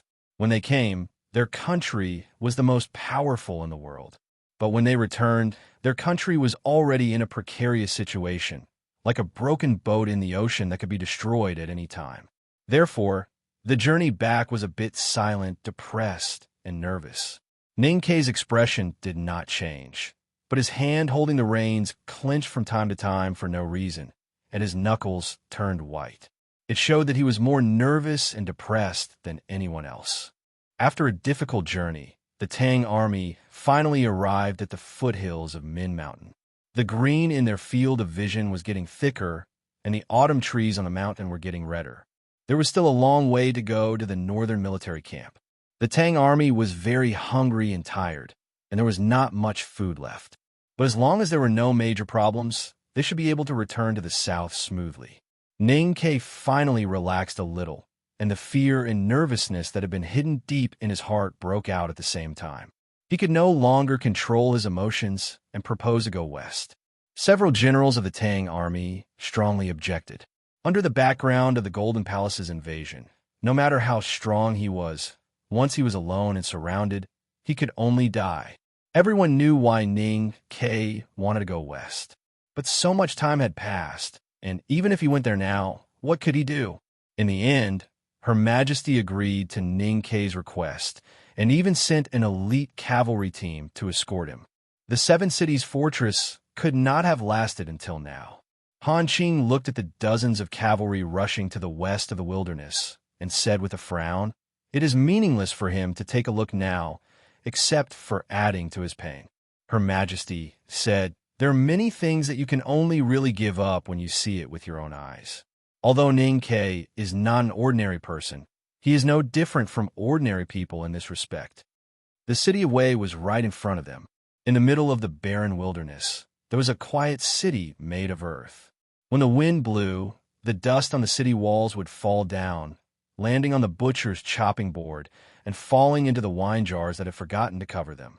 The city of Wei was still the same city of Wei, simple and crude. The city gate was a little crooked as in previous years, but if it was closed from the inside, even a battering ram could hardly break it. Today, the city of Wei seemed a little too quiet. The old dust accumulated under the earth wall had traces of black in it, but no one knew whether it was the color of blood coagulation or something else. Ning Ke waved his hand to signal the cavalry to stop. He jumped off the horse, walked to the city gate, and pushed it. The crooked city gate fell with a sound, and the dust rose slightly. He stood at the city gate in silence for a long time, and then walked inside. The cavalrymen sat on horseback, watching him walk into the city of Wei, and their expressions were a little complicated. After a long time, Ning Ke walked out of the city of Wei. His expression was still calm, his back was still straight, and his right hand on the hilt was still stable. No change could be seen, as if he had seen nothing in the city of Wei. "What's the situation inside?" the Tang cavalry officer asked. Ning Ke shook his head and said, "Nothing." The officer frowned slightly and signaled several cavalrymen to enter the city of Wei. Ning Ke whispered, "Don't go in." The cavalrymen glanced at the officer, and seeing that he did not say anything, they lifted the reins and rode towards the city of Wei. Ning Ke did not turn around and roared, "Don't go in." His voice was loud and violent, like thunder, exploding in the wilderness outside the city of Wei. The horses under the cavalrymen were startled and stood up. A broken wine banner swayed gently in the city of Wei. Hearing Ning Ke's angry roar, people finally understood what had happened in the city of Wei. No one tried to go in to have a look. Ning Ke walked to his own horse. With every step he took, his head lowered a little, and his body became a little shorter. "When I left, I told you, don't grow old, don't die, and wait for my filial piety. But now, you old fox, always like to go back on your words." Ning Ke muttered to himself. Then he laughed, and the smile was a little tragic. Although the army did not pass through the city of Wei, they finally entered the war zone. The terrible destruction caused by the cavalry of the Golden Tribe Royal Court at the frontier fortress and the ruins of the Tang settlements appeared in front of people's eyes. This was an exhausted army, but the blood, fire, ruins, broken walls, and dead clansmen they saw along the way had aroused their almost crazy fighting spirit. After a period of rest and replenishment of food and fodder, they would become a terrifying military force. Even now, many soldiers were eager to fight with the Golden Tribe cavalry with red eyes. Fortunately, or unfortunately, the Tang army returning south along the Min Mountain did not encounter the main force of the Golden Tribe Royal Court. After killing dozens of grassland cavalry, they approached the northern military camp. The Tang army returning south re-established contact with the general's mansion. Because of the large number of people, it was not convenient for them to enter the northern military camp at the same time. The general's mansion sent an elite cavalry to meet them, deliver food and fodder, and at the same time, they were ordered to take the empress, the prince, and most importantly, the emperor's coffin back to the northern military camp. After a temporary discussion, the Tang army did not raise any doubts about the order of the general's mansion. The army rested on the spot, while the empress and the sixth prince set off with the emperor's coffin. His Majesty's coffin was simple, but very heavy. It weighed dozens of pine logs and needed several war horses to pull it. This was the biggest difficulty the Tang army encountered all the way back south. Now, the northern military camp was responsible for resisting the Golden Tribe Royal Court, so it was naturally a bit chaotic. The Tang army guarding around the general's mansion looked anxious. However, when the carriage carrying the pine coffin came from outside the city, soldiers and ordinary people all knelt on the ground, looking sad. Not many people noticed that Ning Ke was sitting in the carriage beside the pine coffin. Several war horses pulled the heavy gray coffin slowly on the street. The wheels rolled on the hard stone ground, making a monotonous and frightening sound. Suddenly, there were several shouts on the street. "Kill the demon empress! Wash away the shame for His Majesty!" The shouts shook the sky. A Tang general led hundreds of cavalrymen, rushing from the street, their padeos shining. In the carriage in front, the empress held the sixth prince in her arms, looking calm. Ning Ke sat beside the pine coffin with his head slightly lowered, looking calm, as if he heard nothing. At the beginning of the book, when Ning Ke left the city of Wei, he left 3 sentences for General Ma Shixian. They're the 3 sentences mentioned in this chapter. To be continued. If you like this work, please come to Chidian. Come to vote for me. Your support is my greatest motivation. Chapter 722. Ning Ke and the Empress did not react to the sudden ambush. It was not because they were brave, but because they dared to leave the Tang army to come to the northern military camp. Naturally, they had a basic trust in the general. The sound of padeos colliding with each other was loud and shrill. After the initial shock and panic, the cavalry battalion that was responsible for escorting the Empress and her entourage immediately began to organize defense and counterattack. On both sides of the street, many archers had been lying in ambush. Those Tang soldiers who tried to ambush the convoy were subdued in a very short time. During this process, the Empress's expression did not change. She just held the sixth prince, looked down into his eyes, and whispered something to him. Ning Ke kept his head down until the end of the battle. The two Tang generals were shot by arrows and fell off their horses, but they refused to surrender.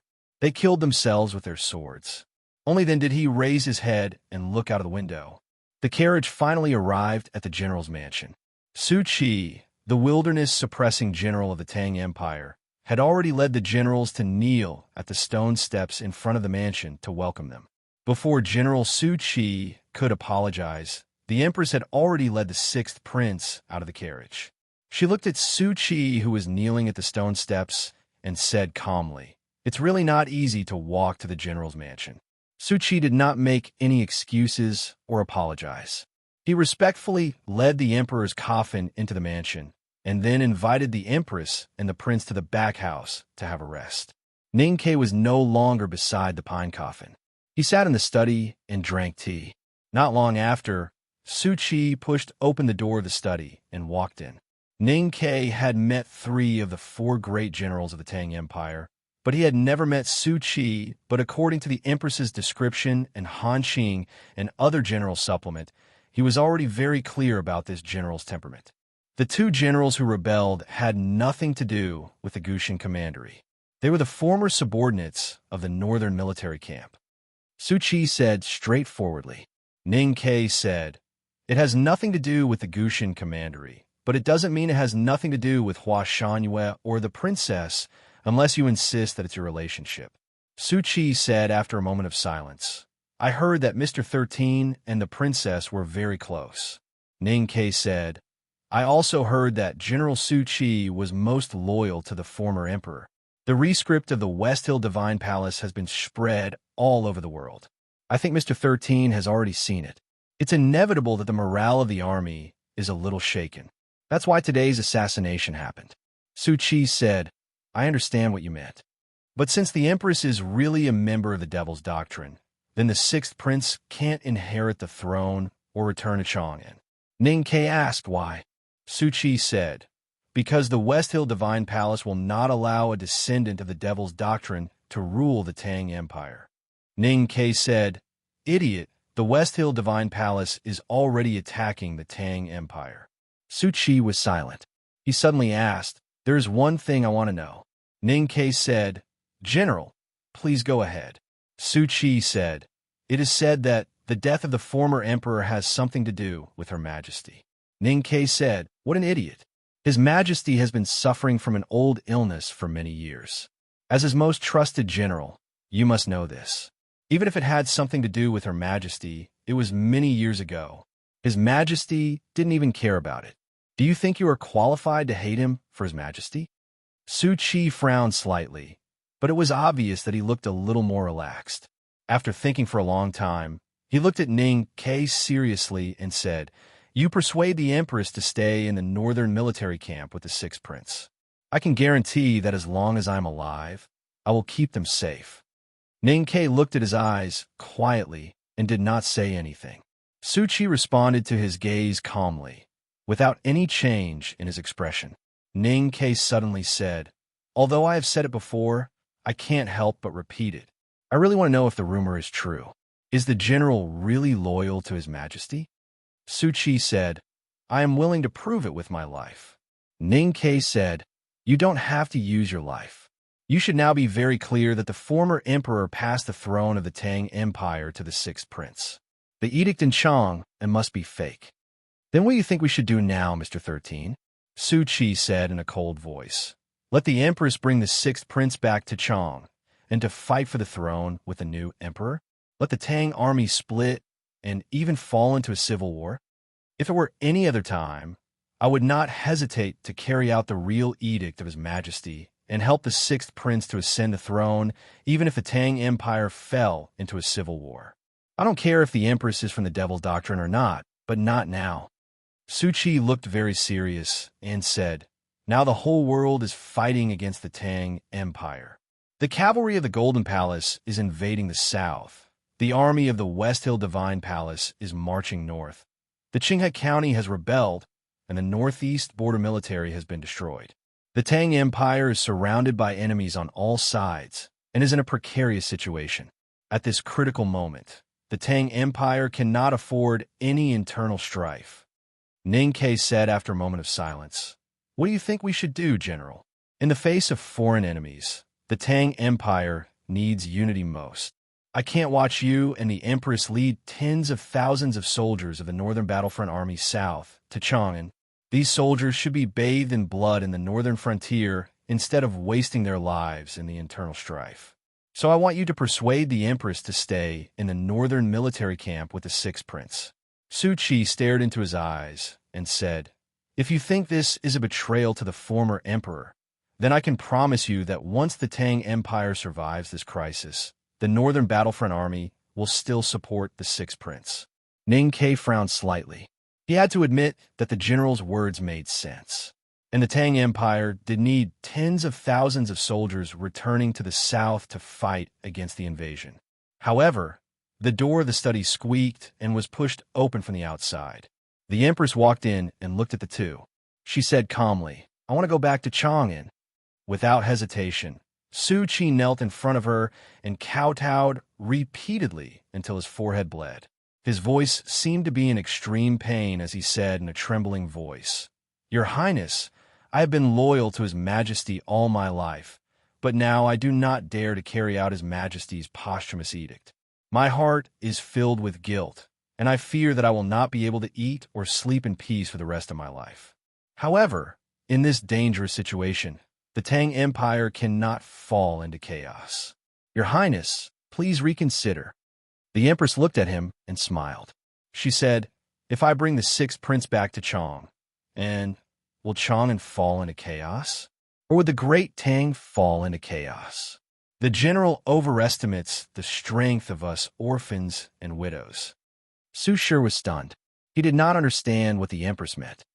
The tens of thousands of Tang soldiers returning to the south were originally your Northern Battlefront Army. They had followed His Majesty to the battlefield. How could they return to Chang'an with me? The Empress said, I will leave these cavalrymen to you. Only my son and I will return to Chang'an. I think the general will not worry about anything in this way, right?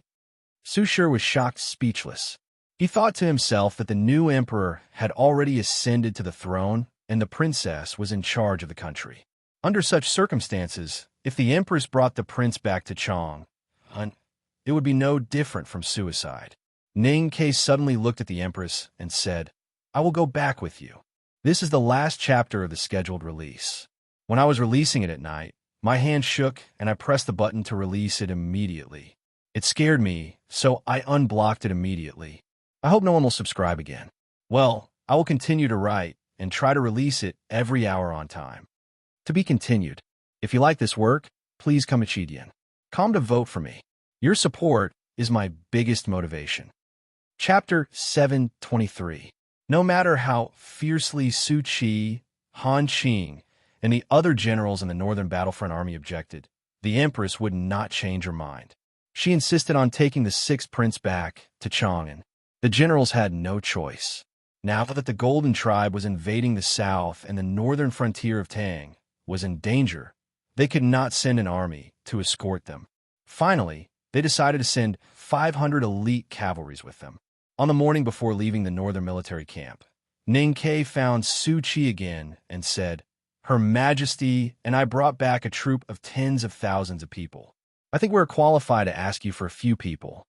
Su Chi thought for a while and said, 500 cavalries are indeed too few. That's not what I meant.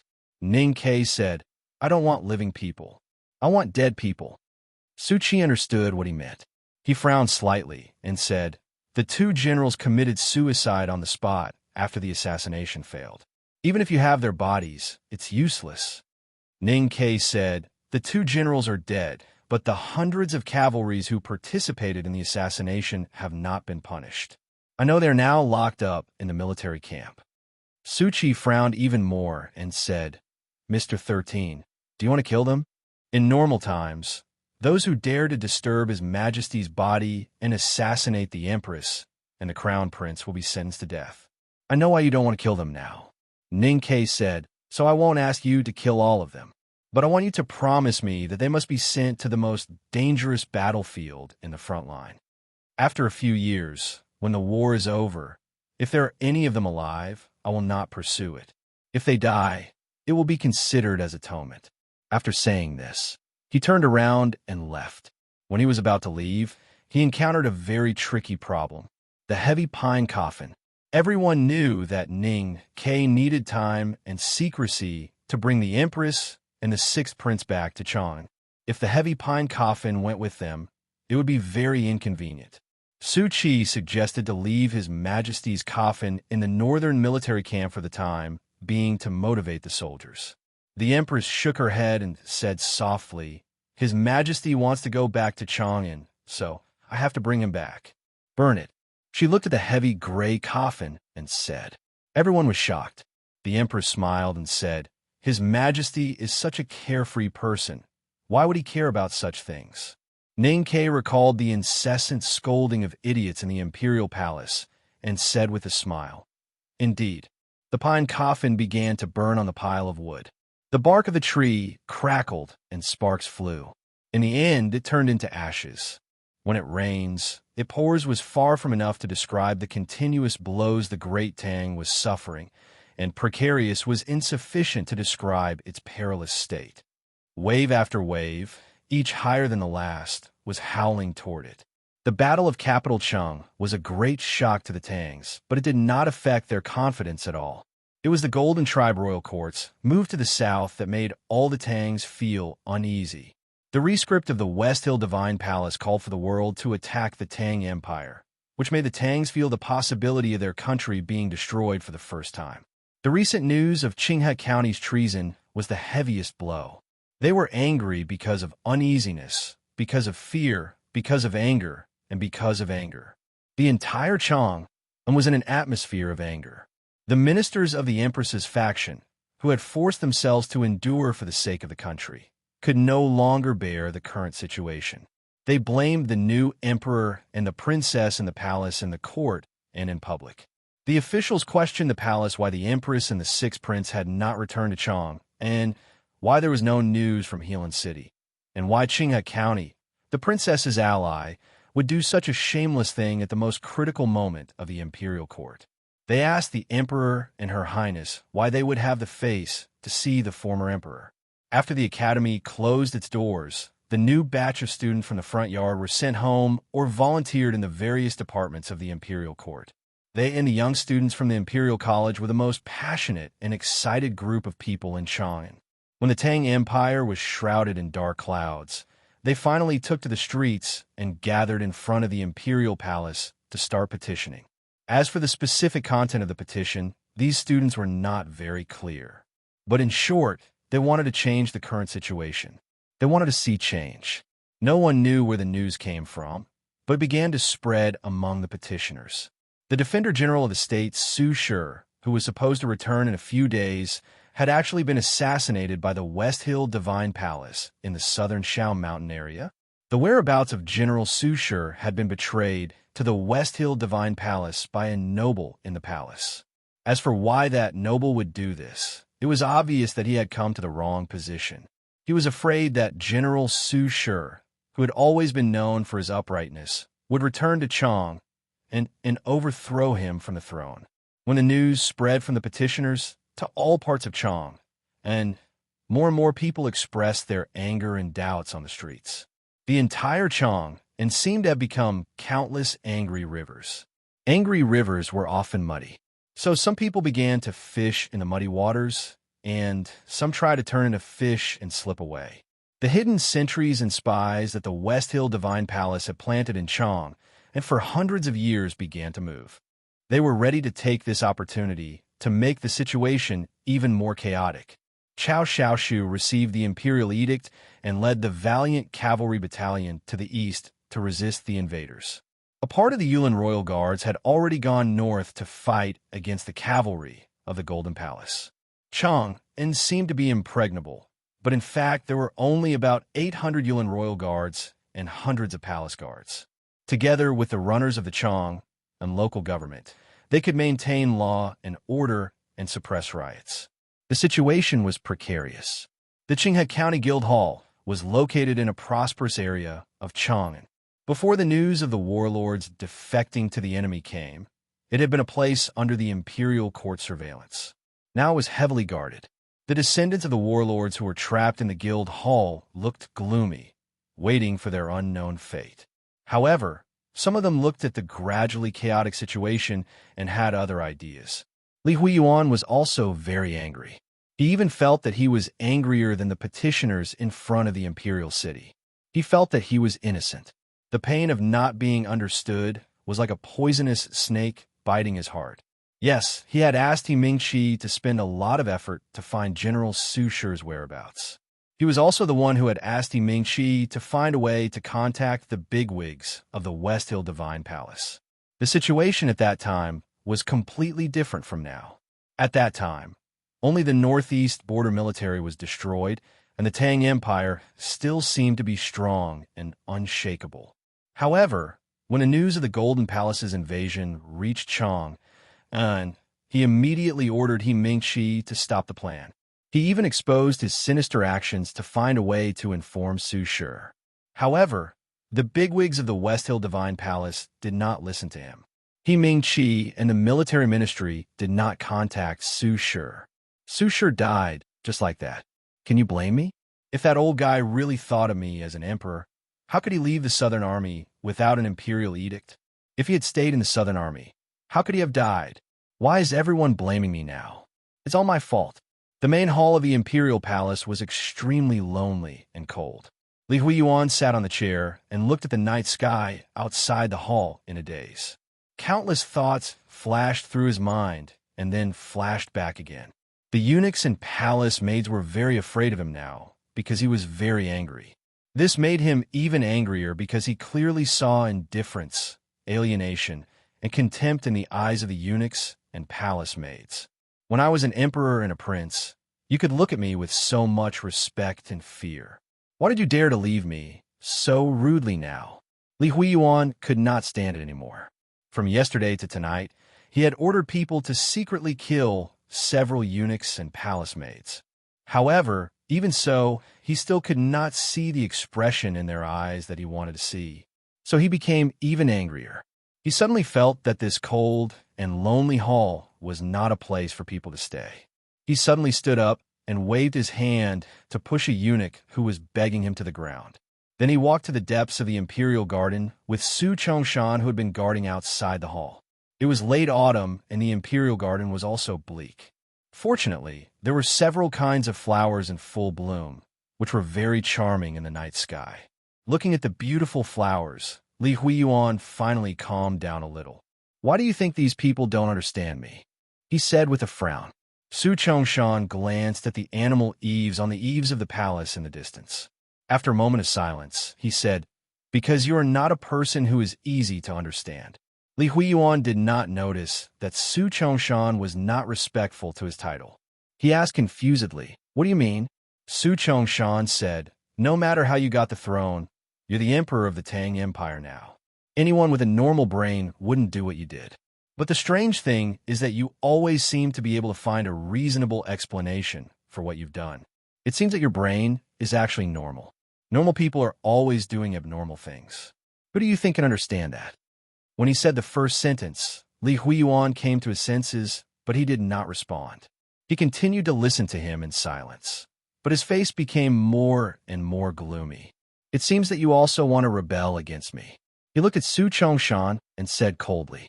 Su Chongshan slightly leaned forward and bowed. When he straightened up, his body became like a mountain. His Majesty has done me a great favor. I have some psychological barriers to killing you. But after these days, it has disappeared, because you living in this world is the biggest shame of His Majesty. Li Huiyuan looked a little nervous, but he did not turn around and run away. He said in a sharp voice, "You have been in the palace for many years. Don't you know that you can't kill me here? So I did not do it until you came to the Imperial Garden to relax." Su Chongshan said, "You may not know, but this is the farthest place in the palace from the other halls. The animal eaves on the eaves in the hall can no longer protect you." To be continued. If you like this work, please come to Qidian. Come to vote for me. Your support is my biggest motivation. Chapter 724. Don't lie to me. My father was always accompanied by the Nation Master or Master Huang Yang when he went out of the palace. He never worried about his safety in the palace because of the protection of the God's stunning array. No one could assassinate me in the palace. Li Huiyuan scolded, "I like to see how you can kill me." He seemed calm and confident, but his voice began to tremble in the end. Su Chongshan raised his right fist and said expressionlessly, "It's easy to kill you. One punch is enough." Su Chongshan punched out, breaking through the wind and landing heavily on a yellow paper umbrella. With a bang, the umbrella sank deeply, but it was not torn. He Mingqi held the umbrella in one hand and grasped Li Huiyuan with the other, retreating more than 10 feet. A little further back was the inconspicuous little building. There were many beasts carved with stone, eves squatting on the palace walls a little further away. After Su Chongshan's punch, these beasts slowly released a very faint aura. Su Chongshan felt the aura. His face turned pale, but he didn't care. He had been a guard in the Imperial Palace for decades, from the most common guard with a saber to the current chief Imperial Guard. In terms of understanding the Imperial Palace's formations, there was no second person in the world. Even Ning Ke, who was in charge of the God-stunning array under the order of Master Yen Sei, was not as good as him in this respect. At this time, he was more alert to He Mingqi, who was standing in front of the small building. "Why are you here?" He Mingqi didn't answer his question. He frowned and looked at him. He said, "I didn't expect that there was a survivor of the devil's doctrine hiding in the palace for so many years." Li Huiyuan was a little stunned, and then said with hatred, "You really are the subordinate of that evil woman." Su Chongshan ignored him and looked at He Mingqi calmly. He said, "These years, you have indeed hidden a lot of cultivation. Unfortunately, you are still no match for me. Even if you become the nation master of the Tang Empire in the future, you are still no match for me." He Mingqi looked at him and said, "You are a powerhouse of the devil's doctrine. I am no match for you. But there is one thing. Your judgment is wrong, so the one who will die today will be you." Su Chongshan suddenly felt that the aura from the beasts on the eaves had suddenly become stronger. Thinking of how this person appeared in front of the small building in the middle of the night, he couldn't help but think of an unbelievable possibility. He looked at He Mingqi in shock and said, "How dare you come down here? You're actually able to activate the Eye of the Formation." He Mingqi glanced at Li Huiyuan and said with a smile, "This is the privilege His Majesty gave me. As for the Array Eye, I don't have the Array Eye pestle, but I can activate the killing array in the palace." Su Chongshan let out a muffled groan, and his face suddenly turned pale. He felt that his chest was getting tighter and tighter, and his heart was beating faster and faster. It was so fast that his ribs were about to break and burst out. He took a deep breath and forcibly resisted the suppression of the God-stunning array.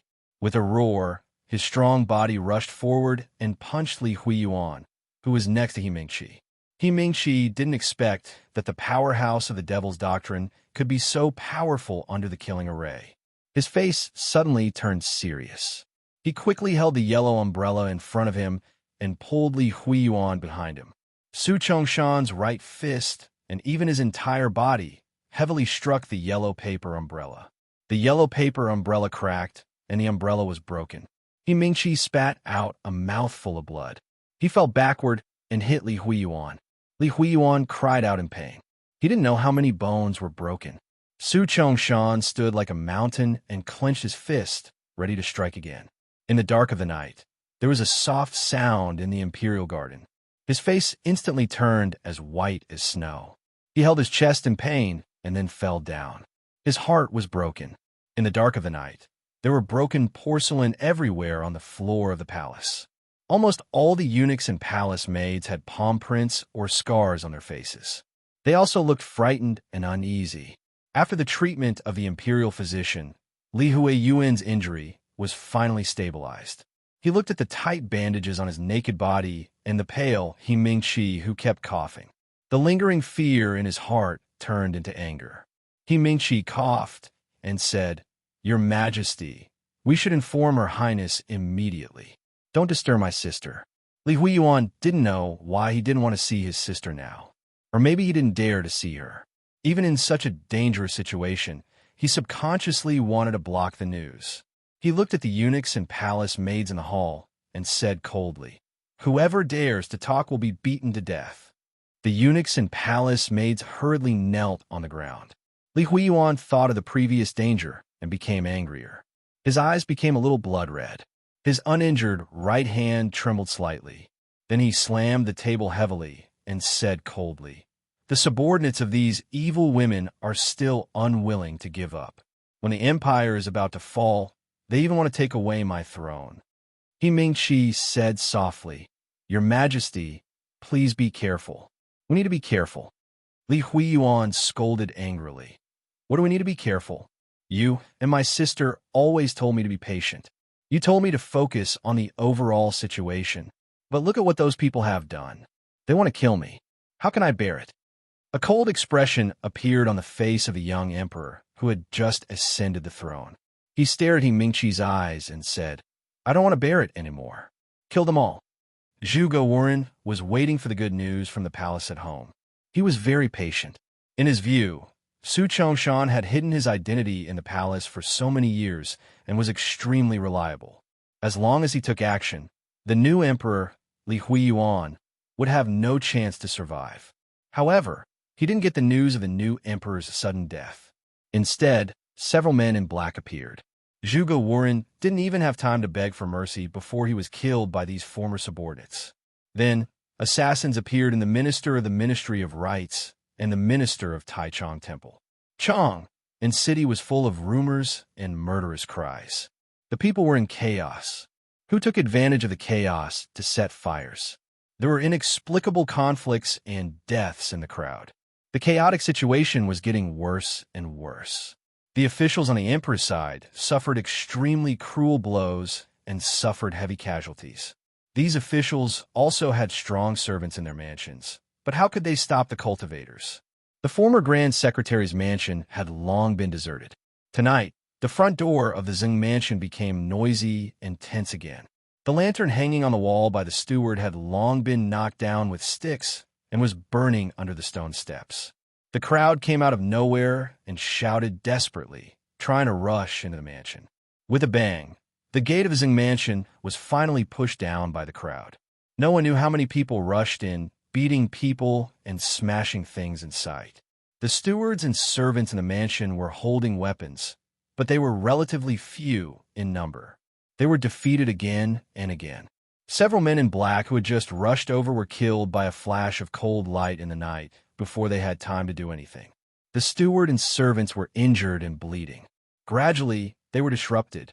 The crowd rushed to the back of the Zeng mansion and shouted angrily or excitedly, "Find the demoness parents and stone them to death." In the garden of the back house, Zhang Jing and his wife listened to the shouting from the front yard and looked at the vegetable fields that had long stopped bearing fruit in autumn. They looked at each other in silence and slowly put their hands together. "Since my daughter's accident, I have retired and no longer cared about the affairs of the court. Even after so many changes, such as the new emperor's ascension to the throne and the empress's invitation, I never went. I thought I was honest enough and kept a low profile. I didn't expect that the brother and sister in the palace still remembered me." Zheng Jing looked at his wife and said softly, "I'm sorry to have dragged you down." Mrs. Zheng said with tears in her eyes, "I have nothing to be afraid of if I can die with you. I just think about how sad our poor daughter will be if she can't see us again. If it weren't for that girl, we wouldn't have." Zheng Jing paused and then sighed. Forget it. Let's not talk about this. This is probably our fate. At this moment, the almost crazy mob finally rushed into the back house of the Zheng mansion. Zheng Jing looked at the blood-stained table legs and stones in their hands. He held his wife in his arms and said nothing. At this moment, He Mingshi appeared beside the vegetable field with a yellow oiled paper umbrella under his arm. He looked at the middle-aged man leading the crowd and frowned slightly. The enraged and deranged crowd gradually dispersed. The back garden of the Zheng mansion became quiet again. Zheng Jing and his wife didn't have time to check on the injuries of the stewards and servants. They looked at He Mingshi with many questions. If it weren't for this person, they would have been killed tonight. But it was obvious that this person was the culprit of the chaos in Chang'an tonight. Otherwise, why would the mob and the leader retreat after seeing his eyes? I heard that you will become the nation master of the Tang Empire, Zheng Jing said. He Mingshi smiled and said, I don't think I will have such a chance. Zheng Jing said in a cold voice, You did such a bloody thing, so of course you are not qualified. He Mingshi was talking about opportunities, while he was talking about qualifications. They were expressing different meanings. I never said I was a good person. He Mingshi looked at him and said, So you don't have to scold me, and you don't have to ask me why I let the Zheng mansion go tonight. Because I don't understand it myself. You are the birth parents of the Yama girl. Why can't you die? He Mingshi murmured to himself. It seemed that he was really confused, but he couldn't figure out the reason. He shook his head and left the Zheng mansion. The crowd left, but the gate of the Zheng mansion had been broken. It was very unsafe on this chaotic night. What was more troublesome was that someone had lit a fire in the front yard, and the fire was getting bigger and bigger. Zheng Jing and his wife, as well as the injured family members, walked out of the mansion one by one. After the horse carriages were set up, they went to the Yinming Lake and hid in their son-in-law's yard for the night. At this moment, dozens of men in green shirts and pants ran over with short knives in their hands. The leader of the group heaved a sigh of relief when he saw that Zheng Jing and his wife were fine. Sir, Mr. Qi asked me to take you to the Spring Breeze Pavilion. To be continued. If you like this work, please come to Qidian. Come to vote for me. Your support is my greatest motivation. Chapter 725. In the dark of the night, many figures jumped over the wall and sneaked into the garden. He Mingshi had many loyal subordinates in the South School of Haoyan Taoism and the Imperial Center Administration over the years. Although there were not many of them, the lethality they caused was terrible. Li Huiyuan was enraged by the assassination, so he gave him the waste token of the Imperial Center Administration and told him to do whatever he wanted. That night, at least a dozen officials fell in pools of blood, and more innocent people died in the chaos. The officials and soldiers sent by the Imperial Court to guard the Guild Hall of Qinghe County were also in a mess. They did not notice that many descendants of the warlords of Qinghe County had taken advantage of the chaos to escape. After these people left the Guild Hall, they quickly met with the officials secretly supported by the warlords of Qinghe County. According to the investigation, the chaos in Chang and that night had something to do with these people. Zheng Jing and his family were taken to the Chow Mansion on the 2nd Street of Spring Breeze Pavilion. The servants had their own arrangements, and the injured were treated by the doctors of the Fish Dragon Gang. Zheng Jing brought his wife to visit Old Master Chow. The main hall of the Chow Mansion was brightly lit. Before Zheng Jing could sincerely express his gratitude, Old Master Chow waved his hand to stop him.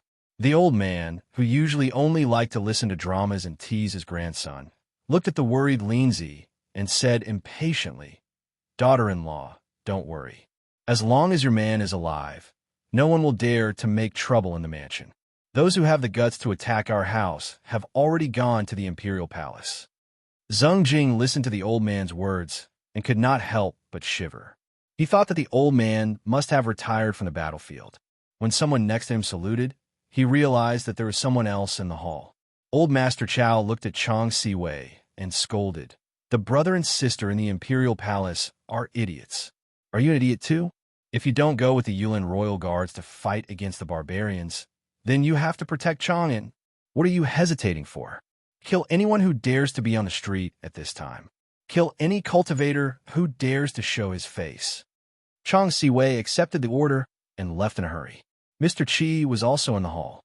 The Fish Dragon Gang was the local tyrant of Chang. No matter how chaotic the situation was, they could handle it easily. His brothers in the gang did not suffer any losses tonight. Only a few of them were killed by cultivators at the gate of the Zeng mansion. Mr. Qi was very angry, but he didn't dare to show it in front of old Master Chow. He asked, "Erba, what did the brothers in the gang do?" "The brothers in the gang have to do something, right?" Old Master Chow gently stroked his beard. Before he could give any advice, he heard the steward's voice coming from outside the hall, saying that the prefectural magistrate of Chang and city, Lord Shangwan, had come to visit old Master Chow. Old Master Chow's eyes lit up. "Here's what you need to do." Lord Shangwan Yangyu hurriedly walked into the main hall of the Chow mansion and bowed to old Master Chow as his nephew. Then he found that Zeng Jing was also there, and his expression turned serious. "Your Excellency, you are more cunning than this old man. I don't think you have anything to ask me. If you're looking for Chief 4, you can go and talk to him. I will bring your Excellency Zeng to the back garden." After saying this, old Master Chow walked out of the hall with Zeng Jing. Shangwan Yangyu looked at the back of old Master Chow, and his wretched triangular eyes lit up. Then he bowed again with great respect and said, "Old Master Chow, you are too polite." Old Master Chow didn't look back and said, "Your Excellency is the one who is too polite." When old Master Chow and Zeng Jing completely disappeared, Shangwan Yangyu straightened up and looked at Mr. Qi. After a moment of silence, he asked, "It seems that you are ready to side with Her Majesty?" Mr. Qi said with a smile, "Your Excellency, what are you talking about? We are poor people in Jianghu. How can we be qualified to make a choice on such an important matter? We will do whatever the imperial court says." Shangwan Yangyu sneered and thought that these people were not ordinary people in Jianghu, but he didn't bother to point it out. Thinking that time was tight, he said directly, "Grand Master Qi, I am here to borrow people from you." Mr. Qi was slightly stunned and didn't understand what he meant. He said tentatively, "Your Excellency, you are joking. You are in charge of the Chang and local government. At this moment, I don't want to say those secretive words to you." Shangwan Yangyu looked serious and said, "The Yulin royal guards have to suppress the chaos. The bodyguards have to protect the safety of the palace. My runners and supervisors have to deal with the aftermath and murder cases and maintain public order. I really don't have the manpower, so I want to borrow people from you. Are you going to give them to me or not?" Mr. Qi had been dealing with Shangwan Yangyu for a long time, but it was the first time that he saw Shangwan Yangyu being so serious. His wretched face actually showed some sense of righteousness, so he couldn't help but become serious. "It is my duty to serve the imperial court, but I want to know why you want to borrow people." Many people ran away from the guild hall of Qinghe Prefecture. Two cold lights flashed in Shangwan Yangyu's triangular eyes. He said, "The temples of these long-haired monks are in the south. If they run away, everything will be over. Fortunately, there are enemies invading and the city gate of Chang and will be closed at night. They can't run out for the time being. But now there are only 6 hours left before the city gate is opened." Mr. Qi understood what Shangwan Yangyu meant. He thought for a while and said, "No problem. The Fish Dragon Gang can provide as many people as you want. If we don't have enough brothers, I can also send some boys. It's better to see living people. If it doesn't work, dead people will also count." Shangwan Yangyu said, "And it's better to find more boys for this matter. Those under you who are armed and dare to kill people have to do another important thing for me." Mr. Qi asked, "Your Excellency, please tell me." Shangwan Yangyu said after a moment of silence, "The chaos in Chang and tonight is mainly caused by those cultivators. Even if the Yulin royal guards can suppress the street, they can't find those cultivators." Hearing this, Mr. Qi was shocked and said, "My brothers in the gang are no match for those cultivators." Shangwan Yangyu said, "I don't need your men to kill or capture those cultivators.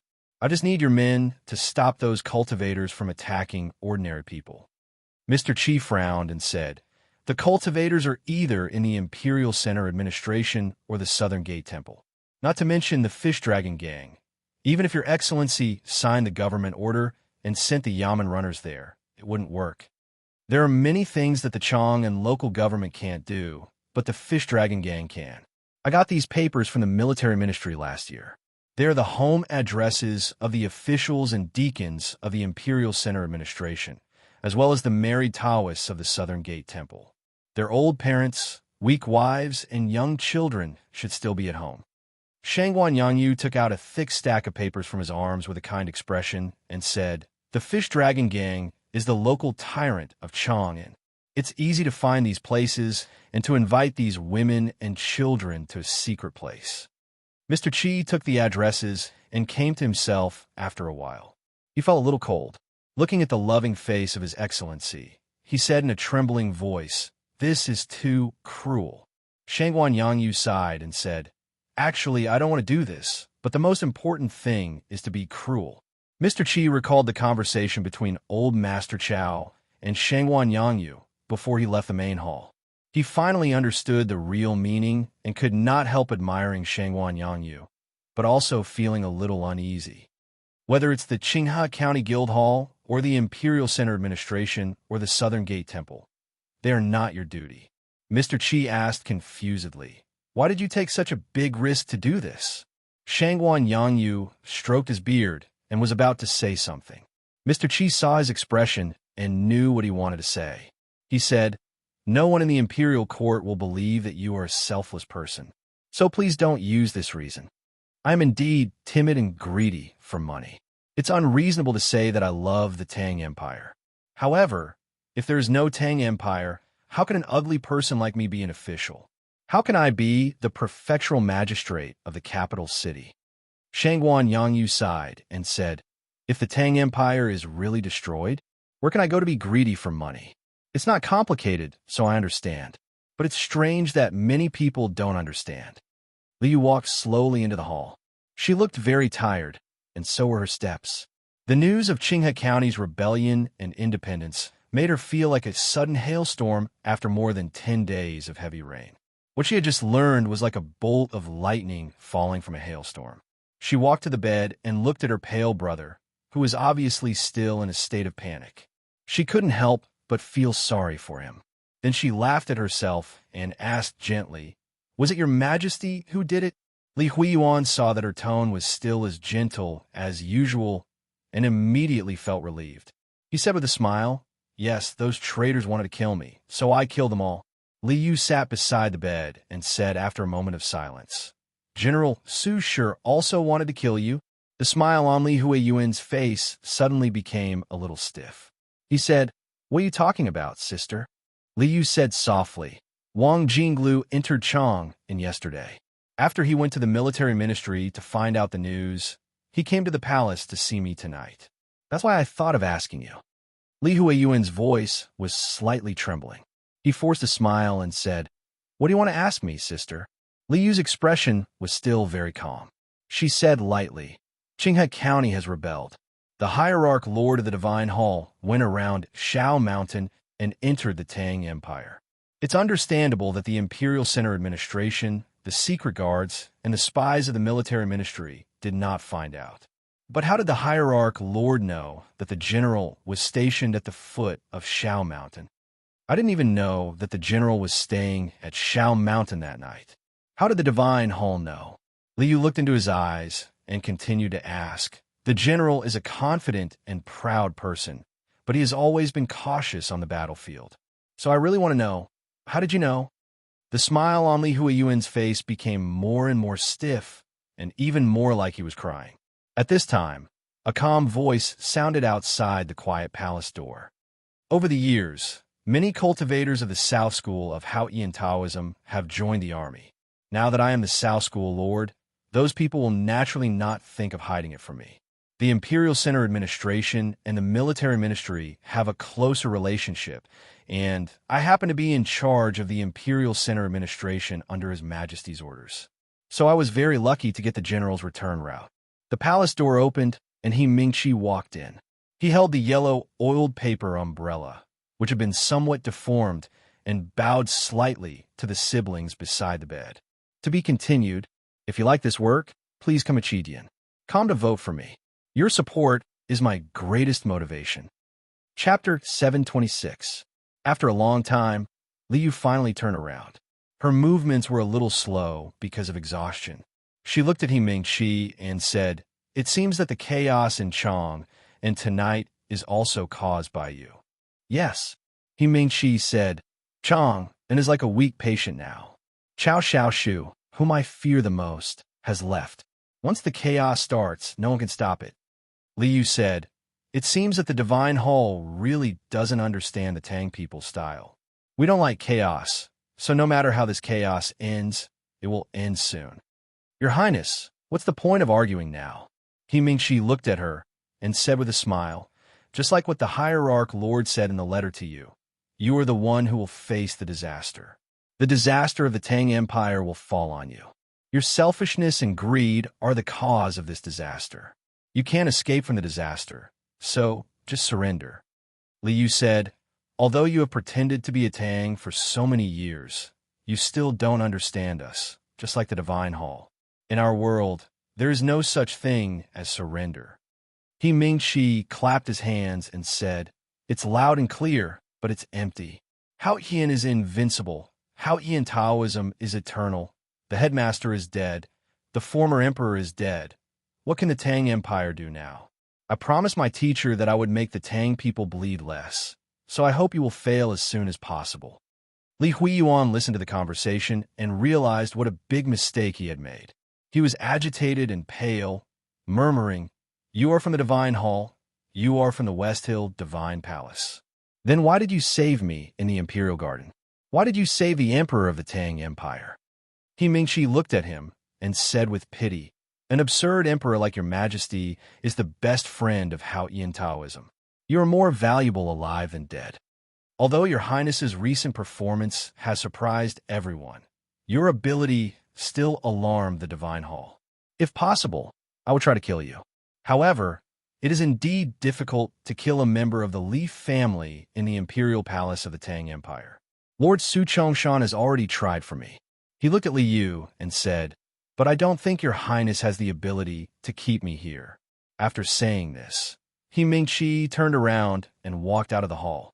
He did not walk fast, as if he was not worried that Liu would call the guards. His calm attitude was undoubtedly the greatest humiliation to the siblings by the bed. Walking out of the palace, he borrowed the darkest light of the night before dawn to walk into the depths of the Imperial Garden. Arriving in front of the small building, he raised his head to glance at the sky that was about to rain and opened the yellow paper umbrella. The yellow paper umbrella had already been severely damaged by Su Chongshan's 2 punches. After it was opened, it looked somewhat comical, but the chi that the umbrella exuded at this moment was sacred and solemn. As he opened the umbrella, many lines suddenly appeared on the vast stone ground in the depths of the small building. Those lines represented the god-stunning array in Chang and city. The sacred and solemn atmosphere seeped into those lines. The brilliance gradually shone and then gradually faded away after a while. If there was a divine talisman master or a great formation master present, they would probably be able to see some subtle changes. There were some obstructions in the middle of some lines, as if there were carriages blocking the Vermilion Bird Avenue in Chang and city. Standing among the autumn trees in the Imperial Garden, Ming-Chi silently sensed the changes underground. After confirming that it was similar to what he had expected, he nodded with satisfaction. Now Taoism only needed to find the array I pestle to break the god-stunning array. If the god-stunning array was broken, Chang and city would be destroyed. If Chang and city was destroyed, the Tang Empire would be destroyed. Now the array, eye of the god-stunning array, was in the academy in the south of the city. He could stroll in the heavily guarded Imperial Palace, but he did not have any confidence to go to the academy to get it. However, it did not mean that no one in the world could get it. In the quiet palace, there was a crisp sound of a slap. Li Huiyuan covered his red and swollen cheek, and blood dripped from the corner of his mouth. He looked at his sister in fear, crying and shouting, "I know I was wrong, but what can I do now that I've done it? How could I know that he was from Taoism? That old bastard Li Qingshan lied to us." Liu trembled with anger. She felt dizzy and almost fainted. Sister, sister. Li Huiyuan climbed up from the bed and held her hand tightly with his uninjured hand. He said in a trembling voice, "Now there is no other way. We can only surrender to the divine hall." Li Yu looked at him and suddenly realized that she did not know the brother she had raised. She slapped him heavily in the face again without any expression on her face. Li Huiyuan seemed to feel no pain at all. His eyes were a little enlarged, but he still held her hand tightly and did not let her get rid of him. He screamed, "The headmaster is dead. The headmaster is dead. Even the headmaster is dead. Who can fight against heaven? The academy cannot support the Tang Empire. Don't you see that the people inside are not moving? We can only rely on ourselves and Taoism. What else can we do? What should we do?" A strand of hair fell on Li Yu's forehead. She shook her head tiredly and said, "The academy cannot support the Tang Empire. Then I have to continue to support it until I can't. We can't support it anymore." Li Huiyuan's voice was extremely hoarse because of nervousness, fear, and confusion. He said, "Even if the Southern Army does not go to the north, they have to go around the Shao Mountain to reach the Verdant Canyon. The army of the West Hill Divine Palace has now passed the Great Lake and will soon pass the Qinga County. They will soon go straight to Chang'an." Li Yu lowered her head weakly and said, "Chang'an can't be broken." Li Huiyuan said in a trembling voice, "They don't need to break it. They just need to surround Chang'an. There are so many people in the city. Where can we find food?" Li Yu raised her head and gently combed her brother's messy hair.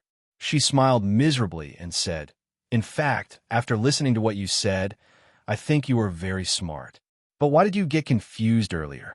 She had always been praised as a virtuous person by the court officials. Even her father loved and trusted her a lot. She was very capable in both governing and strategizing. But she was a tired and helpless woman at this time. The headmaster of the academy had left, and the whole world was against the Tang Empire. This was a big change that had not happened in 1,000 years. Even if her father was still alive, it would be extremely difficult for him to face such a situation, let alone her. "We are the Tangs. We can't surrender." Li Yu reached out and gently caressed her brother's cheek. She said very seriously, "Even if we fight to the last moment, we can't surrender. Even if you die, you have to die in the palace. Do you hear me?" At this moment, a eunuch hurried into the hall and brought the news he had just received from the military ministry. General Su Qi had sent cavalry to escort the empress and the sixth prince to Wuzhou. Li Yu was silent. Li Huiyuan opened his eyes wide in shock. The titles of the previous chapter and this chapter are all people's names. I always used this kind of title when I was chronicling Qing Shi. Later, when I forgot what I was writing, I did the same. Now that I think about it, He Yu of the Gaik are all important people. Moreover, I have a preference for Shangwan Yanyu and the General of the Night. It's a pity that I can't write too much. Besides, this is the 10th chapter. Let's not talk about anything else. There will be an update today. Do you still have a monthly ticket? To be continued. If you like this work, please come to Chidian. Come to vote for me. Your support is my greatest motivation. Chapter 727. He Mingqi's appearance and departure had greatly impacted Li Huiyuan's mind. When he heard the news, his face turned paler and his eyes were filled with fear. "How did they come back so soon?" he said in a trembling voice. Li Yu sat down slowly with no expression. If it had been a few days ago, she would not have reacted this way after hearing the news. With the return of the Tang army in Helan City, the fact that she tampered with the edict must have been exposed. She had prepared many measures in advance. However, with the West Hill Divine Palace calling for the world to fight against the Tang Empire, those measures had lost the possibility of success.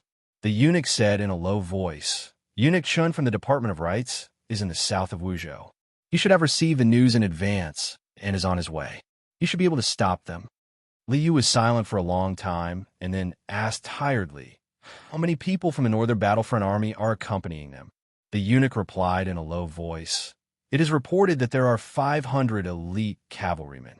The number of people accompanying them was neither too many nor too few, which made Li Yu unable to judge General Su Qi's intentions.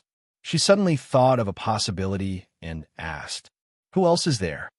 The eunuch hesitated and said, "I heard that Mr. 13 of the Academy, is also with them. Hearing this name, Liu slightly frowned.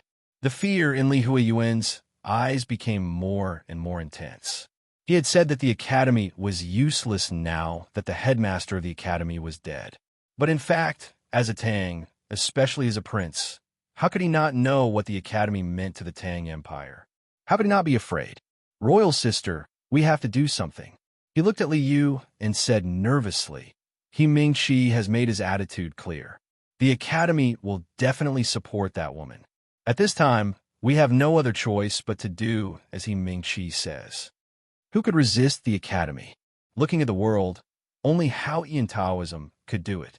Li Yu shook her head slowly and said, I don't want to hear you say that again. Li Huiyuan swallowed and did not give up trying to persuade her. He hurriedly said, surrendering doesn't mean the end of the Tang Empire. Taoism needs someone to rule the secular world and collect resources for them. Destroying the Tang Empire will do them no good. Compared to the barbarians of the Golden Palace, aren't we more suitable? The more he spoke, the more he felt that it made sense. He stood up excitedly and waved his arms, saying, Those who opposed us have been killed by He Mingxi. We will push the blame on the Southern Gate Temple at tomorrow's court meeting. Royal sister, you can ask the ministers who are loyal to you to stand up and support us in reaching an agreement with the West Hill Divine Palace. Then the whole thing can be solved. How do we reach an agreement? Cede the land and pay reparations, disband the South School of Hao Ian Taoism, and seal the academy? Or should we kowtow on Peach Mountain and beg for Hao Ian's forgiveness? Li Yu smiled at him and said, You said that the Tang Empire is more suitable than the barbarians of the Golden Palace. More suitable for what? Is he more suitable to be a dog of the Dao sect? Her heart was dead. Her right hand trembled slightly, but she did not slap Li Huiyuan's face like before because she found that it was meaningless. All these years, because of my mother, I always felt sorry for you.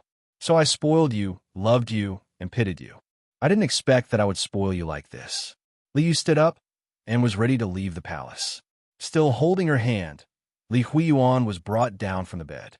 He looked at Li Yu's back and shouted in horror, Royal sister, are you going to kill me? Li Yu smiled sadly and said, You are my brother. I promised my mother that I would take good care of you. Why would I kill you?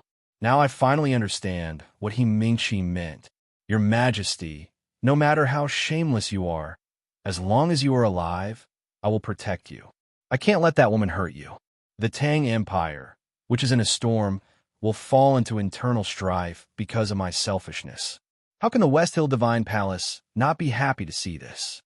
The world was in chaos, and the Tang Empire was in danger because of the departure of the headmaster of the academy and His Majesty. No one thought that the Tang Empire could still be as powerful as before. However, the Tang Empire's performance in this war was even more disappointing than people had expected, especially the academy in the south of Chang. The academy was the foundation of the Tang Empire and the guardian of the Tang Empire.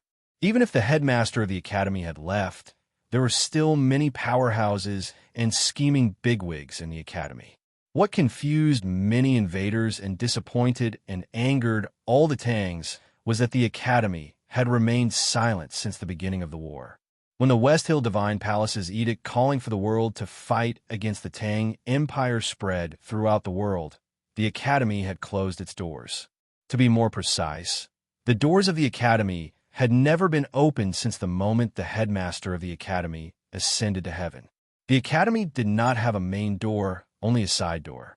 The side door of the academy led directly to the back of the mountain. That was the real door. The newly recruited students in the front yard were dismissed on the spot. They took the letters written by the professors of the academy and left the stone square with their luggage.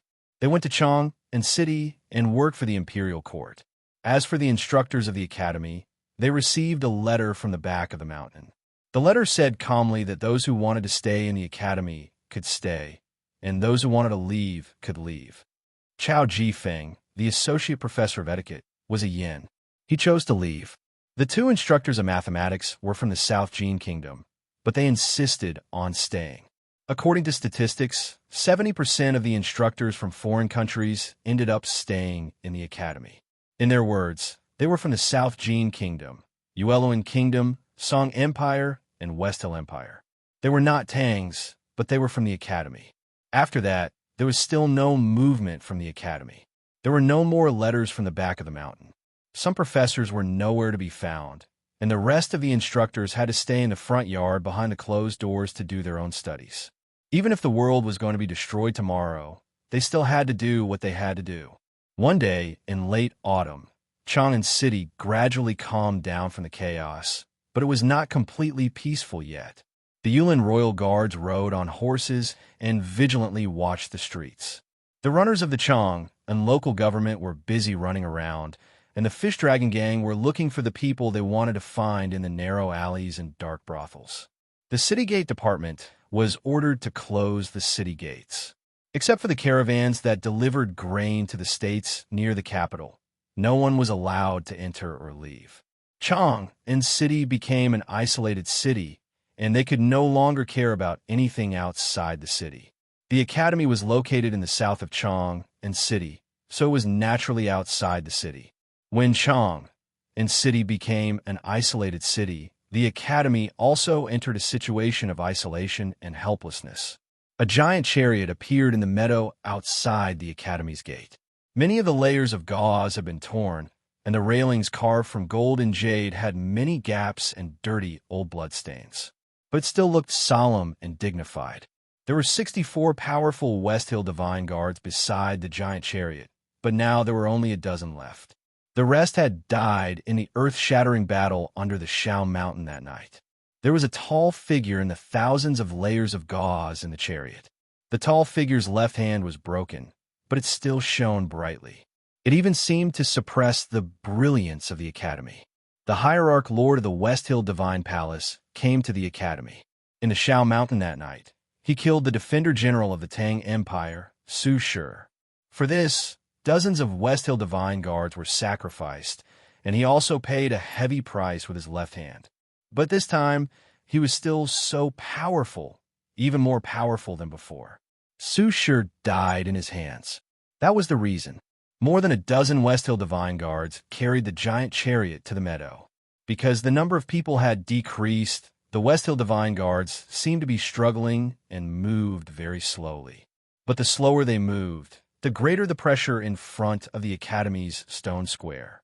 The autumn wind seemed to be squeezed and began to wail. The Academy did not have a gate, so the giant chariot did not break in. There was a stone square in the Academy. The giant chariot did not stop, and the stone square broke into countless pieces. Hearing the loud noise, the instructors in the front yard put down their pens and paper and hurried out of their rooms. Then they saw the giant chariot. Although they were the instructors in the front yard, they were all knowledgeable people who had read countless books and classics. Someone immediately recognized who the tall figure in the giant chariot was. There was a cry of shock in the front yard of the academy. All the instructors showed a look of horror on their faces. The hierarch lord of the West Hill Divine Palace had come to the south of Chang'an to the academy. Had the Tang Empire been destroyed? The hierarch lord slowly swept his thunderous eyes across the faces of the instructors through the broken gauze curtains. There was no emotion on his face. He asked, "Where's Huang He?" No one answered him, because Professor Huang, he had disappeared many days ago. The hierarch lord's voice sounded again on the front yard of the academy, like thunder. "Where is Mu Chu?" Still no one answered. The hierarch lord then asked the names of several professors. Those people were not in the academy. The hierarch lord did not see any trace of the Tang army. He said, "The academy has sheltered the Tang Empire for thousands of years, but now it has been forgotten by Chang'an. What a pity." The giant chariot was lifted again and walked to the back of the academy. These ordinary academy instructors were not in the eyes of Hao Taoism. The hierarch lord knew very well where the Real Academy was. The giant chariot passed through a narrow alley, which collapsed on both sides. It passed through a wetland, and the fish in the water grass fled in fear. When it passed through the old library, the hierarch lord looked up at a window on the second floor. Then the giant chariot continued forward and entered the perennial clouds and mist on the mountainside of the academy. The aura of heaven and earth suddenly moved. The giant chariot broke through the grand array that was not controlled by the headmaster. There was no way out of the beautiful mountains and clear waters. There was a cliff plateau at the end of the tunnel. The warm mountain breeze that was not like the autumn wind blew the gauze curtains on the giant chariot. The hierarch lord looked at the scenery in front of him and was speechless. He had planned for his whole life, and what he wanted to do most was to destroy the academy. Today, he finally came to the back of the academy. There was a pine tree in front of the cliff, but there was no boy under the pine tree. There were only two people playing chess. The hierarch lord looked through the gauze and fell on the chessboard. He said, "I didn't expect that Mr. Song Qian was really meditating in the back of the academy." The fifth brother put down a black chess piece and then stood up. He bowed to the giant chariot that broke through the fog and said, "Song Qian and my younger brother greet the hierarch lord." The eighth brother angrily objected and said, "I have a name. Why do I need you to bring me?" The fifth brother said, "The hierarch lord knows me, but he doesn't know you. This means that it is universally acknowledged that my chess skills are better than yours." The eighth brother became angrier after hearing this. He threw the white chess piece in his hand heavily on the chessboard. There was a crisp sound, and the black and white chess pieces on the chessboard rolled restlessly. The scenery of the back of the academy changed. The waterfall in the distance seemed to be still. The mirror lake on the cliff was rippling. The pine trees on the mountain seemed to have turned into countless soldiers, and the grass and flowers were like in different audiences. The back of the academy turned into a chessboard, full of killing intent. The hierarch lord looked at the two under the pine trees and said, "You have already surpassed the Lank Temple by comprehending the mysteries of heaven on the chessboard. However, you don't know what real killing intent is." His voice was very soft, but after it passed through the gauze, it turned into countless muffled thunder. The thunder exploded in the back of the academy. The silver waterfall trembled slightly, the mirror lake swayed slightly, and the wind blew through the mountains. The pine trees rustled, and the grass and flowers bowed in fear. The chessboard showed signs of collapsing. More than 10 West Hill Divine Guards carried the giant chariot and continued to the back of the mountain. At this moment, a shrill wolf howl suddenly sounded in the mountain peak. The sound of water splashing came from behind the iron-making house. The water wheel was rolling, and a big white goose stood on it. It slowly rose out of the eaves and bent its neck to sing to the sky. The song was loud and clear. On the meadow further away, an old yellow bull slowly raised its head and glanced at the pine forest. With the appearance of the old yellow bull, the big white goose, and the little white wolf, the black and white chessboard in the back of the mountain of the academy suddenly became stable, and the killing intent became even more awe-inspiring. The chess pieces were not black and white, but had distinctive features. Soldier, a brave soldier. Soldier, a proud national soldier. Chariot, a chariot that could carry 10,000 people.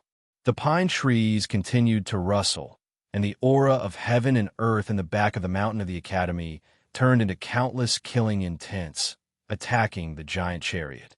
The dozen West Hill Divine Guard beside the chariot suddenly turned pale and spat out blood. Among the layers of gauze, the tall figure leaned forward slightly and finally became more serious. Abandoning the appearance of the chessboard and merging the two intents, the two of you are really good. It's a pity that this game is missing a few pieces. A horse is missing, and a marshal and a general are missing. The whole world is against the Tang Empire. How can the West Hill Divine Palace think that the Academy will really stand by and do nothing? I've even guessed where Mr. First and the others have gone, but they will never come back. Everything has been arranged to leave Chong and city empty, and the disciples of the Academy exhausted, so that I can come to the back of the mountain with peace of mind and take what I want. Today, I come to the Academy to take the eye pestle of the God-stunning array. With the eye pestle in hand, I have Chong and city, and the Tang Empire will be destroyed by my hands. The hierarch shouted, and then he laughed happily. His laughter echoed in the quiet back of the mountain of the Academy. The Academy is empty now. There is no marshal or general, only you two idiots who are obsessed with chess and these beasts. How can you stop me? The hierarch lord looked at the two under the pine and shouted, "Even if you can trap me in this game of chess, how long can you do it? Beasts will always be beasts. Don't even think about going against heaven's way to become a human. And how can a human go against heaven's way? The academy will be destroyed, and the Tang Empire will also be destroyed. What countless sages and mighty figures of Haotian Taoism have failed to do for thousands of years will become reality in my hands. I will become the most dazzling god in Haotian's divine kingdom." The fifth brother and the eighth brother under the pine suddenly turned pale. The howling of the wolves in the mountains became weaker, and the big white goose standing on the water cart no longer sang to the sky. Blood dripped from its beak, and the old yellow bull on the meadow looked more and more tired. Behind the gauze, the hierarch lord's figure looked extremely tall and shining. And more. To be continued. If you like this work, please come come to vote for me. Your support is my greatest motivation. Chapter 728. The western plateau of the Tang Empire faced the towering Pamir Mountains. Xu Cheng, the great general of the West, commanded the Western Army to fight several battles with the enemies of the Yueluan Kingdom. Although the Western Army was the least valued and the weakest in the Tang Empire, it was very strong against the cavalry of the Yueluan Kingdom and had won many battles, until a group of ascetic monks came from the Pamir Mountains. At this time, the Western Army of the Tang Empire had surrounded the Chaoyang cavalry of the Yueluan Kingdom and was about to destroy the enemy. However, the ascetic monks walked past the battlefield silently, as if they could not see the tragic scene. They were the ascetic monks from the Xiankong Temple. The ascetic monk at the front had only 7 fingers. He was the chief monk of the Hall of Respect of the Xiankong Temple, Master Chi Mei. Master Chi Mei walked towards the Tang army's camp, his footsteps slow and steady. Countless arrows landed on his body, but they were unable to pierce through his skin and fell to the ground. Countless padeos fell on his body, but they couldn't make him tremble in the slightest. Master Chi Mei did not fight back. He just walked silently towards the Tang army's camp. He walked towards the great general of the West, Xu Cheng. Xu Cheng felt a little bitter in his mouth and smiled helplessly. As the main general, he knew that he could not retreat. Then he would die here. The army of the West Hill Divine Palace finally arrived at the shore of the Great Swamp on the warships of the South Jin Kingdom Navy. The Tang Navy's warships were anchored by the shore, and there was no movement. A few warships had traces of fire, and the largest one had sunk to the bottom of the water. The people of Qinghe County welcomed the invaders with complicated expressions. In the words of the warlords, the army of the West Hill Divine Palace was a sacred liberator. The military discipline of the West Hill Divine Palace was much better than what the people of Qinghe County had imagined. Even the soldiers of the South Jin Kingdom, who had a grudge against Qinghe County, did not look sideways when they walked on the street. 2 sacred sedans and several luxurious carriages were behind the army of the Divine Hall. The great divine priest of Revelation personally went to the Chui Garden by the Fuchun River to meet the warlords of Qinghe County and bless them. The great divine priest of Judgment did not care about these things. She was looking forward to meeting the powerhouses of the Tang Empire. The luxurious carriages were very quiet. Although they did not see it with their own eyes, everyone had already guessed that the world's most powerful person, Sword Saint Liu Bai, was probably in the carriage. What kind of big shots were sitting in the other carriages? The army of the West Hill Divine Palace did not stay in Qinghe Prefecture for too long. The horses galloped across the quiet bluestone path, crossed the exquisite stone bridge, passed through the houses with white walls and black eaves, and headed north. Finally, they arrived at the periphery of the famous Verdant Canyon. Countless experts of the world walked toward the Great Tang. The Great Tang was on the verge of destruction. There seemed to be nothing that could stop this from happening. At this time, Ningke accompanied the Empress and the 6th Prince. They left Wuzhou and continued on their way to Chang'an. He did not know of the perilous situation in the south, but he could guess at what the Great Tang was facing. But in the face of such overwhelming momentum, not even he had the power to change anything. The only thing he could do was to return to Chang, and as soon as possible. The headmaster built Chang, in city and set up the god-stunning array. Master Yin say, pass the array I pestle of the god-stunning array to him. He had inherited the legacy of the two teachers, so he had to guard it well. As long as he could return a Chong and take back the array I pestle, he could at least guarantee that Chong and would not fall. They traveled day and night. After traveling for 200 miles from Wuzhou, the Empress and her entourage were stopped on a bridge near Liangshan. They were stopped by a group of prefectural soldiers from Liangshan State, led by a eunuch. The Grand Secretary of the Hall of Illustrious Persons, Mo Han, was from Liangshan State. The eunuch, Chun Jingxian, was the chief eunuch of the Department of Rights. Before the war, he was ordered to Liangshan State for official business. After hearing the news of the Empress's return to the south, he did not even have time to ask Chong and city before he led the prefectural soldiers from Liangshan State to stop them. Eunuch Qin stood in the middle of the stone bridge and looked at the carriage. He bowed and said proudly, His Majesty has decreed that Chong and city is in danger. Empress Dowager, please stop here and choose a place to hide. Ning Ke rode on the horse and did not speak. The Emperor's calm voice came from the carriage. Eunuch Shun, where is the decree? I would like to take a look. Eunuch Qin's expression stiffened slightly, but his voice became tougher. He said, This is His Majesty's verbal decree. I see. Ning Ke said, I'm talking about the siblings in the palace. They're not so stupid. Upon hearing this, Eunuch Qin's expression became extremely ugly. He shouted, How dare you? How dare you be so disrespectful to His Majesty and the Regent Princess? Then he looked at the carriage and said coldly, Empress Dowager, are you going to defy the decree? The Empress said, In name, I am still their mother. Isn't the verbal decree too disrespectful? It is also against the laws of the Tang Empire. How can I follow the decree? Eunuch Chun frowned slightly and said, According to the laws of the Tang Empire during wartime. Before he could finish, Ning Ke's brows were already furrowed. He looked back at the carriage and said, We have already wasted some time. I do not want to waste time on these trivial matters. The Empress said softly, The laws of the Tang Empire must be followed. Ning Ke shook his head and said, Empress, you can guard.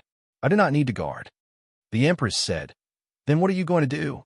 Ning Ke said, I will kill the messenger, and Empress will naturally be able to cross the bridge. After a moment of silence, the Empress said, That makes sense. Upon hearing this, Eunuch Qin could not help but be extremely angry.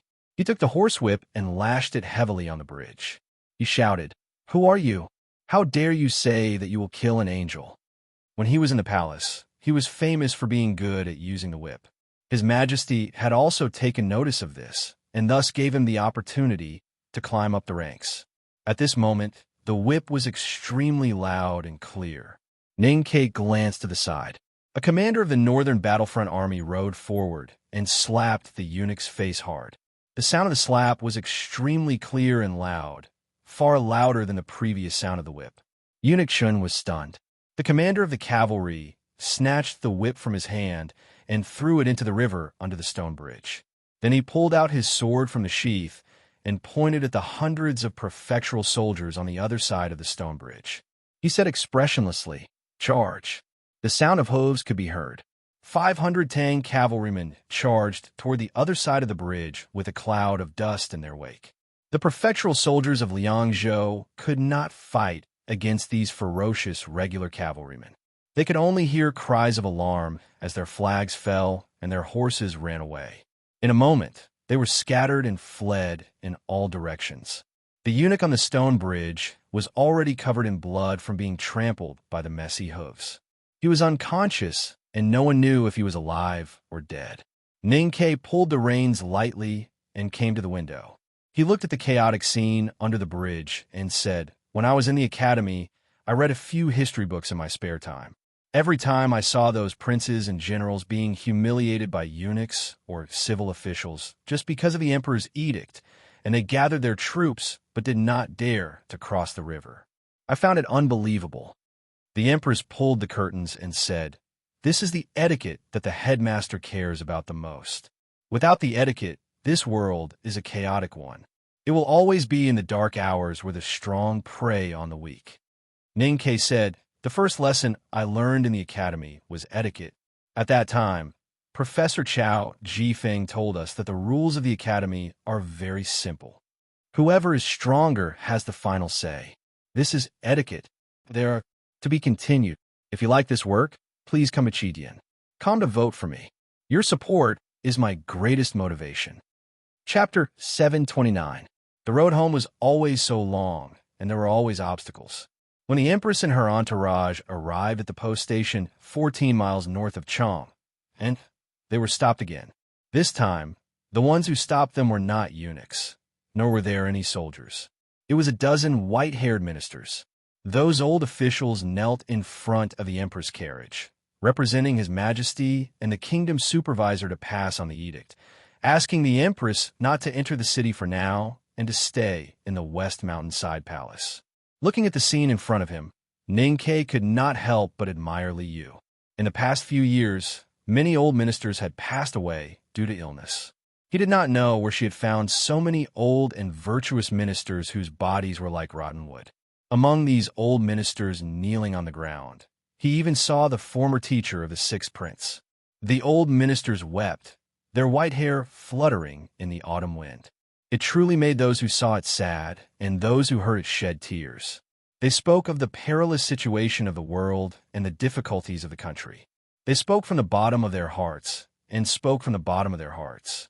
The commander of the Northern Army, who was responsible for escorting the Queen and her entourage, was in a dilemma. These old men did not do anything, nor did they issue a decree. They just knelt in front of the carriages. The commander could not really kill them. Ning-Ke didn't care about this and walked toward those elders. At this time, people in Chong and already knew that apart from the cavalry of the Northern Army, Ning-Ke, Mr. 13 of the Academy, was also escorting the Empress and the sixth prince back to the south. Eunuch Chin's tragic experience on the stone bridge in Liangxiang proved that Ning-Ke had a heart of stone and was cold-blooded and heartless. He would not be restricted by the red tape of the imperial court. Therefore, when they saw him walking over, the elders who were crying and persuading the Empress were shocked and even stopped crying. The leader of the group was Wei Jichen. He was the oldest and had the most experience. Last year, he was invited by His Majesty 3 times to return to Chong and to take over the position left by Chancellor Jin after he passed away. Old Chancellor Wei Jichen stood up, looked at Ning-Ke and scolded, "What are you going to do?" Ning-Ke said, "Don't you know what I did in Liang village?" The old chancellor took out a piece of paper from his sleeve and carefully spread it out as if it was the most precious treasure. He held it up in front of him and solemnly said, "Look at what is written on it." That piece of paper had already turned yellow. It was unknown how old it was. A line of words was written on the paper. The disciples of the academy are strictly prohibited from interfering in court affairs. Ning-Ke found that it was the headmaster's handwriting and could not help but be startled. The old chancellor shouted, "Kneel before the headmaster of the academy's ironclad rule." Ning-Ke looked at him as if he was an idiot. The old chancellor saw that he didn't move, and his expression became extremely ugly. He said, "Don't tell me you dare to disobey your master's order." Ning-Ke snatched the yellow paper and tore it into 4 halves. He then crumpled them into a ball and threw them into the paddy field beside the state highway. Everyone was stunned. Even the Empress, who was sitting in the carriage, was shocked speechless. The disciples of the academy are best at defying the orders of their masters. Ning-Ke looked at the old chancellor and said. The old chancellor had never seen such an arrogant person. Trembling with anger, he pointed his finger at Qin Haodong's face and said sadly, "How can there be such a disrespectful person like you in the Tang Empire?" Really angering this old man to death. I only tore the note that teacher Zhang casually wrote. That person in the palace even changed his father's posthumous edict. Why didn't I see old chancellor die from anger? Or are you angry because you no longer have my ink brush in your hands? If you want it, I can bring you one from the academy in 2 days, or I can write one myself. My handwriting is better than my teacher's. Ning-Ke said calmly without any mockery on his face. However, because of this, his words seemed even sharper. The old chancellor withdrew his finger and clutched his chest. He panted painfully and said intermittently, "You villain! Even if the headmaster is in heaven, he won't forgive you." Ning Ke shouted, "That old guy left us and went to heaven. Do you think he can still control me? If you have the ability, call him down from heaven. I will thank you for the rest of my life." "Enough," the empress said in the carriage. "Don't make things difficult for the old man. Don't you see that he is uncomfortable?" Ning Ke said calmly, "Then hurry up and die from anger. Then he won't feel uncomfortable anymore." There was an uproar. The officials were furious. They stood up with their old bodies and supported the old chancellor, who was on the verge of collapse. They scolded the empress repeatedly. No one knew where they learned their temper from, but they would rather die than let the empress' carriage pass. Ning Ke's hand fell on the hilt of his knife. The empress suddenly said, "I will rest at the post station for a day." Ning Ke understood what she meant and said, "Then I will go to Chang'an first." He turned over and mounted the horse, ready to leave. The imperial court could use all kinds of methods to stop the empress from returning, but no one in no way could stop him. The old officials saw that the situation could not be reversed. They stood by the road and scolded him for being heartless and not seeing the big picture. Ning Ke stopped his horse and turned to look at the old officials. He said, "The world has not seen my coldness. Take care of yourself. You will slowly see it in the future." The West Hill Divine Palace Army had already arrived at the Verdant Canyon. Master Chi Mei had already arrived at the Western Army Commander Camp. The cavalry of the Golden Palace continued to move south. The eastern border of the Tang Empire was about to become a scorched land. It was a time of crisis. Ning Ke carried a padao on his back and a wooden box. He walked into Chang and under the setting sun. Note: the imperial study was the place Ning Ke was most familiar with in the palace. He looked at the paperweight on the table and found that there was a crack on it. He put the wooden box on the table and patted it. He said, "Your Majesty, we are back." In this room, he saw His Majesty write, "The flower blooms on the shore." So he wrote, "The fish jumps over the sea." From that moment on, he had a very close relationship with the palace. Chang was the God-stunning array. This array was given to him by Master Yen Sei, but it was actually His Majesty's intention. It was related to the safety of the country, so the final decision should be made by the emperor. In other words, His Majesty had entrusted Chang and the Tang Empire to him a long time ago. Ning Ke had been growing over the years, but he was still far from being able to take on such a heavy responsibility. He thought that he had a lot of time, but he did not expect the headmaster to leave first and His Majesty to leave so suddenly. Therefore, this heavy responsibility fell on his shoulders in advance. The door of the imperial study was pushed open. Liu walked in, looking a little haggard. She looked at the wooden box on the table and slowly knelt down. Ning Ke stood at the side and looked at her quietly. After a long time, Liu stood up. Her eyes were slightly red, and she looked even more haggard and tired. Ning Ke said, "If His Majesty is still alive, he must be very disappointed with you." Liu smiled. Her smile was very sad. She said, "What about you? Are you also very disappointed?" "No, this is Gulong. It seems that there is such a scene in every book of mine. The male protagonist always carries a box or a box into a certain city. Is that the murderous aura of a battle of life and death? And then there is more today. To be continued. If you like this work, please come to vote for me. Your support is my greatest motivation." Chapter 730. It was quiet in the imperial study. Ning Ke was silent for a long time and then said slowly, "Disappointment is inevitable, but it is not hopeless yet." Liu smiled. Compared with her previous pitiful smile, this smile was more self-deprecating. She said, "This is really beyond my expectations. I thought you had completely given up on me. From Wuzhou to Chang, and including when I entered Chang, and you did not use the army." Ning Ke looked at the red walls of the palace and said, "I appreciate this. Or perhaps you have no army to use now, and I have misunderstood you." Liu said, "No matter how difficult the situation is when it comes to life and death, even if I have to squeeze, I can squeeze out some troops. You know my temperament, I will always leave some card for the last. Ninkei said, in fact, I really hope that you can use those cards. Liu asked why. Ninkei said, in that case, I can wash away those cards of yours, and I can kill you the first time I see you without any psychological barriers. Liu said softly, why do you want to kill me the first time we meet? Because I tampered with Father's edict? Or is it because you found out that I am not the kind of person you imagined and are disappointed, so you are angry? Although you quietly listened to my fairy tale for a whole night by the bonfire, I have never regarded you as a princess in a fairy tale. How could a woman who married into the wilderness and returned safely be a simple person? I'm not disappointed in this aspect, so I will not be angry because of this.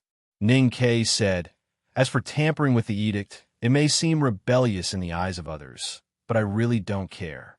My coldness and reality are far beyond what you and the world can imagine.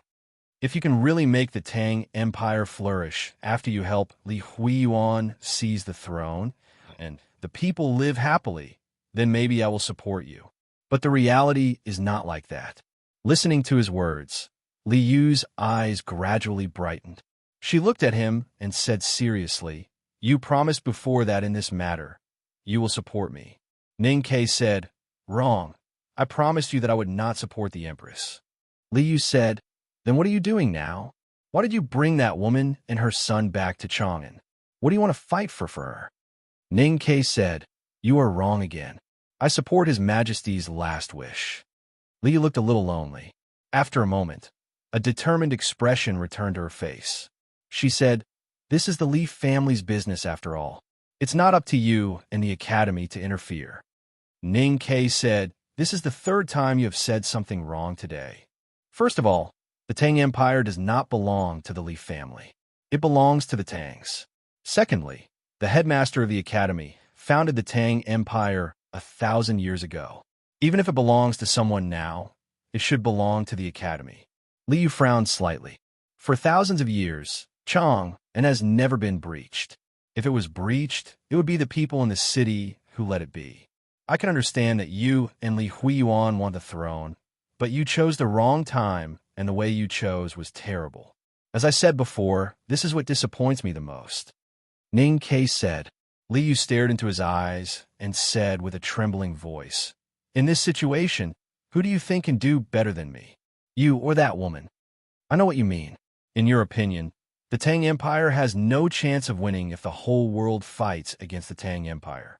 Ninkei said, but it is normal that we are not as smart as the enemy and not as powerful as the whole world.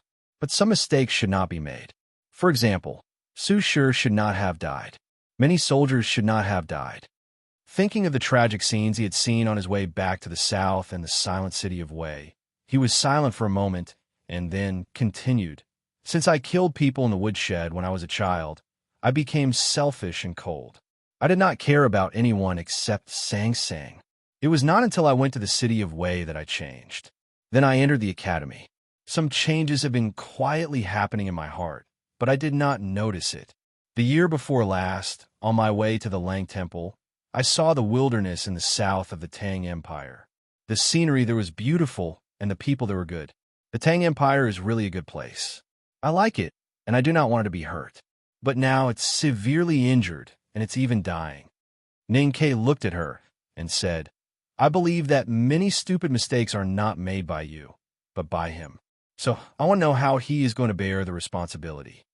Liu clenched her fists and trembled slightly. She did not speak. Ninkei looked into her eyes and asked again, Where is the prince? Liu said in a hoarse voice, His Majesty is resting.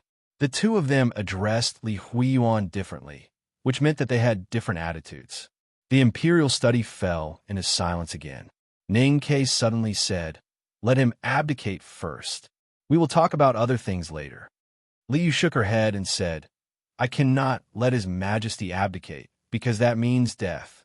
Ninkei said, Now many people know who His Majesty passed the throne to. You and your brother cannot continue to lie. Liu said coldly, You do not have a posthumous edict, and the edict from the West Hill Divine Palace clearly states that the woman is a remnant of the devil's doctrine. How many people in the imperial court and the military will support her? Ning-Ke said, "You know me. I do not care how many people support me. I only care how many people oppose me. Then you will kill all those who oppose you? You do not care that the entire Tang Empire will fall into division because of your actions and no longer have the power to resist foreign enemies." Liu sneered and said, "You said that you do not despair because I did not use the army to deal with you. Then you should know why I did not do so. I am my father's daughter. No matter how much I want to kill that woman, I do not want the Tang Empire to fall into internal strife in the current situation. What about you?" Ning-Ke was silent. Liu looked into his eyes and said in a pleading tone, "The Tang Empire cannot be divided now. There cannot be internal strife. Otherwise, no one can bear the terrible consequences. The only way now is for you to stand up and support me and my brother. As long as the Tang Empire can be reunited with the support of the Academy, maybe we can really turn the tide." Ning-Ke frowned slightly and said, "Have you ever thought about it? You and your brother can lead the ministers and the army loyal to you to pledge loyalty to the Empress and the Sixth Prince. Then what should we do in the future? That woman will definitely kill us. And don't forget, she is from the Devil's Doctrine. Even if I speak up, many ministers and generals will not support her." Liu said, "I know you are not reconciled, and you are very angry, but I have severely punished His Majesty. Tomorrow, the imperial court will issue an edict of self-condemnation." "Severely punished? How many slaps?" Ning-Ke looked at her and said sarcastically. Liu was greatly stimulated by his expression and cried, "I only have this brother. I raise him with one hand. How can I watch him die? I let you into Chong, and took the risk to let you speak to the palace just to beg you to let him go. Can I do that too?" Ning-Ke looked at the tears on her face and suddenly remembered the past many years ago. If not for Liu, he would have returned to Chong, but he might not have been able to enter the academy. Without her help, it would not have been so easy to get the stamped document from the ministry. From a certain point of view, this beautiful woman in front of him changed his and Song Song's lives. Liu said with tears in her eyes, "Think about Sang Sang. She was raised by you. No matter how big a mistake she made, do you have the heart to let her be hurt? I am the same as her sister. So you have always loved Sang Sang." Ning-Ke said thoughtfully. The long night passed and morning came. The chaos in Chong had gradually calmed down. The smell of incense and candles wafted through the morning fog, and many ministers could be seen. Today was not the day of the Grand Court meeting, but it was held. Everyone knew why.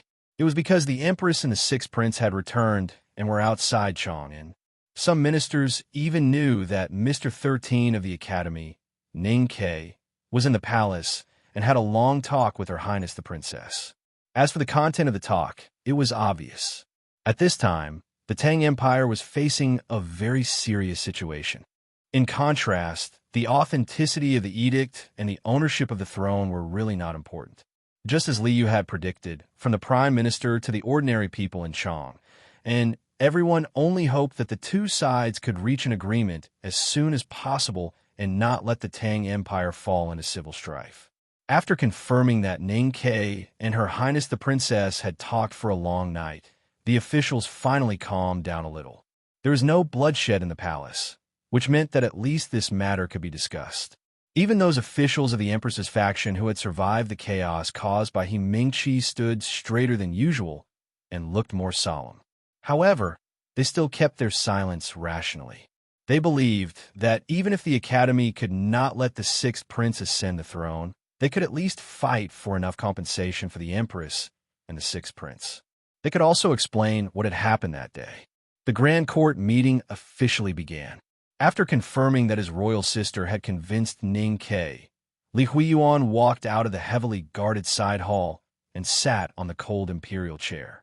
His face was a little pale. Behind the imperial chair was a bead curtain. Li sat quietly behind the curtain. The ministers in the hall looked between the bead curtain and the imperial chair. Ning-Ke, who was wearing a black academy robe, stood on the golden brick floor in silence. A eunuch opened the court meeting. The emperor began to read out his own edict. Then, to everyone's surprise, the emperor walked down from the imperial chair and knelt to the ministers in the hall, kowtowing to them. The ministers were shocked and speechless. They hurriedly knelt back. The emperor kowtowed to the people outside the hall and apologized to the Tang army and people. Finally, he knelt to Ning Ke, who was beside the imperial chair, and asked for the academy's forgiveness. For thousands of years, no Tang emperor had ever knelt and apologized in a court meeting. Not to mention the ministers who were loyal to Li Yu and her brother were moved to tears. Even the officials of the empress's faction felt the emperor's sincerity and looked a little better. The bead curtain made a sound, and Li Yu walked out from behind it. She bowed to the officials in the court and said, "I only have this one brother. As his elder sister, I will bear the responsibility for the mistakes he has committed. When the war is over, I will give the Tang army and people an explanation. His Majesty will make the sixth prince the emperor's younger brother. Mr. 13 will go out of the city and report to the Empress Dowager later." In the current situation, in order to avoid the division of the Tang Empire and prevent the ministers, soldiers, and people in the court from choosing between the two factions, this was undoubtedly the most appropriate arrangement. The hall resounded with the praises of the ministers, and the content of their speech was nothing more than this. At this moment, a voice rang out. Thus, the entire hall became extremely quiet. Because the person who spoke was Ning Quebec, "You said you only have one brother." He looked at Li Yu and said, "Actually, you are wrong." Li Yu was a little confused.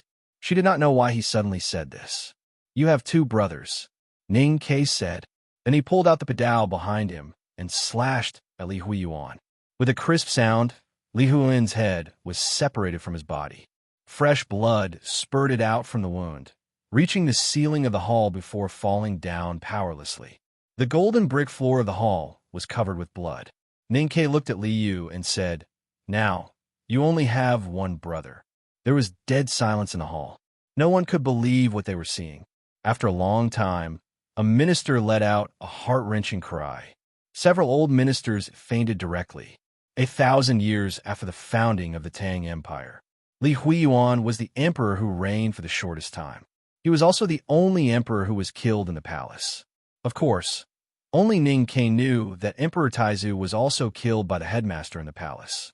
His Majesty was beheaded at the grand court meeting. This bloody scene, this shocking and indescribable truth, caused everyone to be dumbfounded. Li Yu's face was pale and bloodless. She looked at her brother who was lying in a pool of blood and fell down. Ning Ke took out a white handkerchief from somewhere and wiped the blood on the padao. Then he looked at the ministers who were still in a state of extreme shock and said, "Just now, I heard a lot of things from you, such as choice and unity. You are very worried, so I will help you solve your worries. His Majesty is now dead, so the former emperor only has one son left. The throne can only be inherited by him, unless His Highness is also interested in the throne." Ning Ke looked at Prince Li Peiyan, who was standing at the head of the line of nobles. Li Peiyan's face was extremely pale, and he did not hear what Ning Ke said. "You are afraid of division, afraid of civil strife, afraid of making a choice that will make the current situation more serious. Then now you don't have to make a choice, nor does the entire Tang Empire." Ning Ke put the padao back into the sheath and looked at the ministers in the hall. Finally, he said, "There is no need to choose. This is what I think the Tang Empire needs most now, and I will work with all of you. Not today, but there is a separate chapter. To be continued. If you like this work, please come to vote for me. Your support is my greatest motivation." Chapter 731. There was dead silence in the hall. No one answered Ning Ke's words. It didn't mean that his words were powerless. In fact, his words were like countless muffled thunders exploding in the minds of the ministers, leaving everyone in a state of confusion. A minister stepped out of the line and pointed at him with a trembling finger, wanting to scold him for his cold-blooded and shameless behavior. Ning Ke looked at the man quietly, without any emotion on his face. The minister's finger finally drooped down powerlessly. His lips kept trembling with anger, but he still didn't say a word. Since the tampering of the edict was exposed, the Tang court had been divided into two factions. The empire was about to be destroyed, so the division and hostility were forcibly suppressed. Many ministers used the overall situation to persuade themselves to ignore the edict for the time being, to avoid the Tang Empire officially falling into the mire of civil war. However, who would have thought that when Ning Ke entered the palace and talked with Her Highness for a long night, just when everyone thought the situation was under control, he killed His Majesty. Extreme fear and anger. And then these experienced ministers calmed down at an unimaginable speed. They were shocked to find that, as Ning Ke said, this was actually the best result. His Majesty was killed, and the bloodline of the former emperor was only left with the sixth prince. What other choice did the civil and military officials have except to support him to ascend the throne? These officials, the soldiers fighting in the front line, and the people who would eventually know that the edict was tampered with would no longer have to choose sides, and the Tang Empire would no longer be divided. Not having to choose was the best choice. In fact, everyone knew this truth, but not everyone could make this decision for the Tang Empire. Only Ning Ke could do it, because only he dared to do it. Tampering with the former emperor's edict was treason, and anyone could be punished. Even the new emperor and Her Highness couldn't escape the judgment of the law of the Tang Empire. However, such a thing really happened in reality. Who dared to punish them at will? Only Ning Ke didn't give any chance for Li Huiyuan to explain or beg.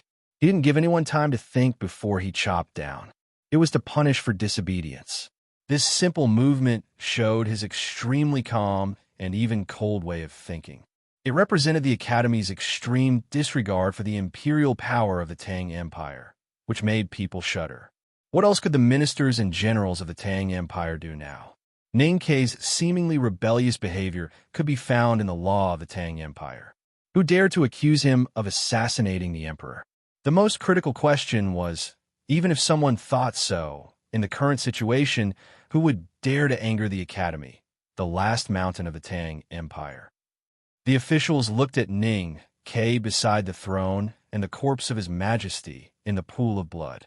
The expressions on their faces were extremely complicated, including anger, sadness, confusion, vigilance, and fear.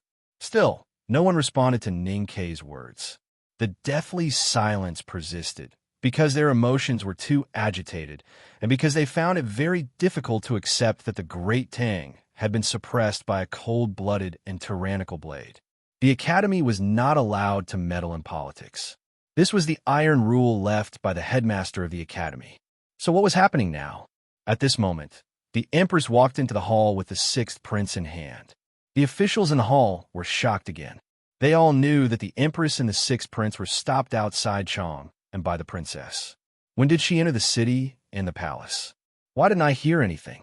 The Empress did not dress up. She still wore a plain dress and looked calm. She had been the Empress here for nearly 20 years. How could Chan stop her? How could she not enter the palace? The sixth prince was also dressed in plain clothes, but there was a bright yellow belt around his waist. He followed his mother and looked at the bloody scene deep in the hall. His little face became abnormally pale. He felt that his legs were a little weak and his hands began to tremble. However, he did not dare to slow down or show any signs of retreat as he was held tightly by the Empress. The Empress continued to walk into the hall with the sixth prince towards the throne. The officials in the hall only reacted now. The officials who had always been loyal to the Empress knelt down as fast as they could. They were so excited that their faces were red. The officials under Li Yu's faction gradually knelt down as well, but their expressions were still a little angry. The Empress led the sixth prince around the pool of blood in front of the throne and the body that was separated from the head. Ning Ke moved slightly to the side and made way for them. The Empress glanced at Li Yu. At this time, Li Yu was extremely sad and angry. She was distracted and did not respond at all. The Empress carried the sixth prince to the high throne and sat him down. Then she looked at the officials in the hall and said calmly, "What are you still doing? Is the Tang Empire now celebrating peace and prosperity? Military Ministry, submit the latest battle report first." Dozens of guards were vigilantly watching the surroundings for any movement. The mansion behind them was quiet and not a sound could be heard. It was completely different from the lively atmosphere in the past, when Princess Li Yu was recruiting famous scholars and virtuous officials. The most loyal grassland guards around Li Yu had been in the Yulin Royal Guards for many years. When they heard that there was a change in the palace, they tried to attack the palace, but were suppressed by the Yulin Royal Guards. Many of them died in the battle. Peng Yutao, the deputy commander who did not leave Chong, and with the valiant cavalry battalion, was subdued and sent to the prison of the military ministry before he could do anything. These were all people Ning Ke knew. Many years ago, on the journey from the city of Wei to Chong, and he had gone through life and death with those grassland men and Peng Yutao. However, after so many years, after hearing this news, he only fell silent for a moment and did not think about it anymore. All the metal objects and sharp objects in the bedroom, even the bronze mirror, had been moved out. Countless soft bedding had been spread everywhere. Even if one wanted to smash into the wall and die, it would be very difficult. In less than half a day, Li Yu's face became extremely thin and pale. She looked very weak and could fall any time. Her clear eyes seemed to be covered with a layer of frost. There was no luster and a piercing coldness in them. She looked at Ning Ke and said in a trembling voice, "I didn't expect you to lie to me. If you're talking about the last conversation in the Imperial study, I didn't lie to you. At that time, I just kept silent. You said that no matter what Sang Sang did, I could not bear to hurt her. You were right. I can understand that you can't bear to hurt Li Huiyuan, but understanding and agreeing are two different things." Ning Ke looked at her and said, "Your love and sadness for him have nothing to do with me. Just like how I love Sang Sang, it will not be recognized by the world. Moreover, I don't like your brother." Li Yu stared at him and said with hatred, "But have you ever thought that you kill my father's son? Will my father really agree to you doing this? Then have you ever thought about why no one has ever been able to kill a member of the Li royal family in the palace for thousands of years? Yes, it is because the God-stunning array has always been protecting the palace. Just now in the main hall, when I chopped down with my knife, the beasts on the eaves of several halls in the palace all reacted, but their aura was forced to restrain after they recognized me." Ning Ke looked at her and said calmly, "Why?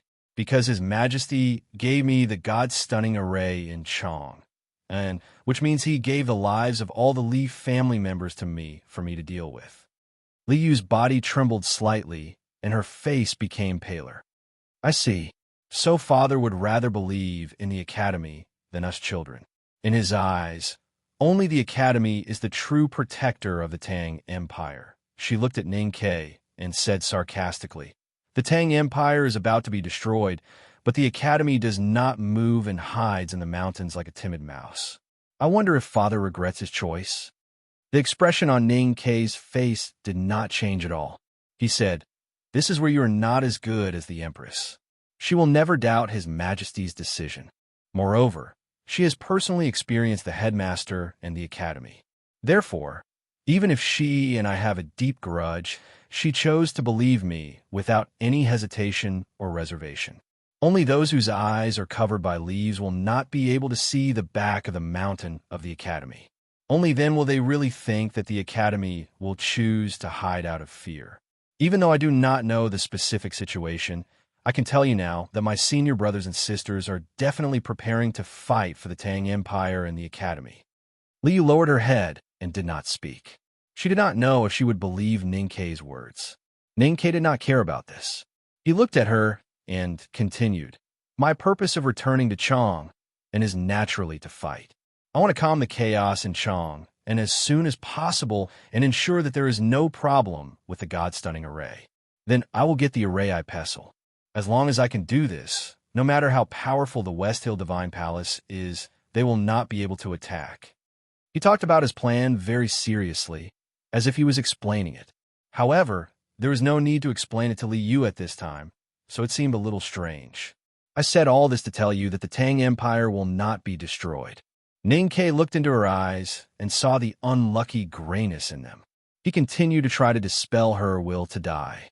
He said coldly, "If you want to take revenge on me or the academy, you need to live first."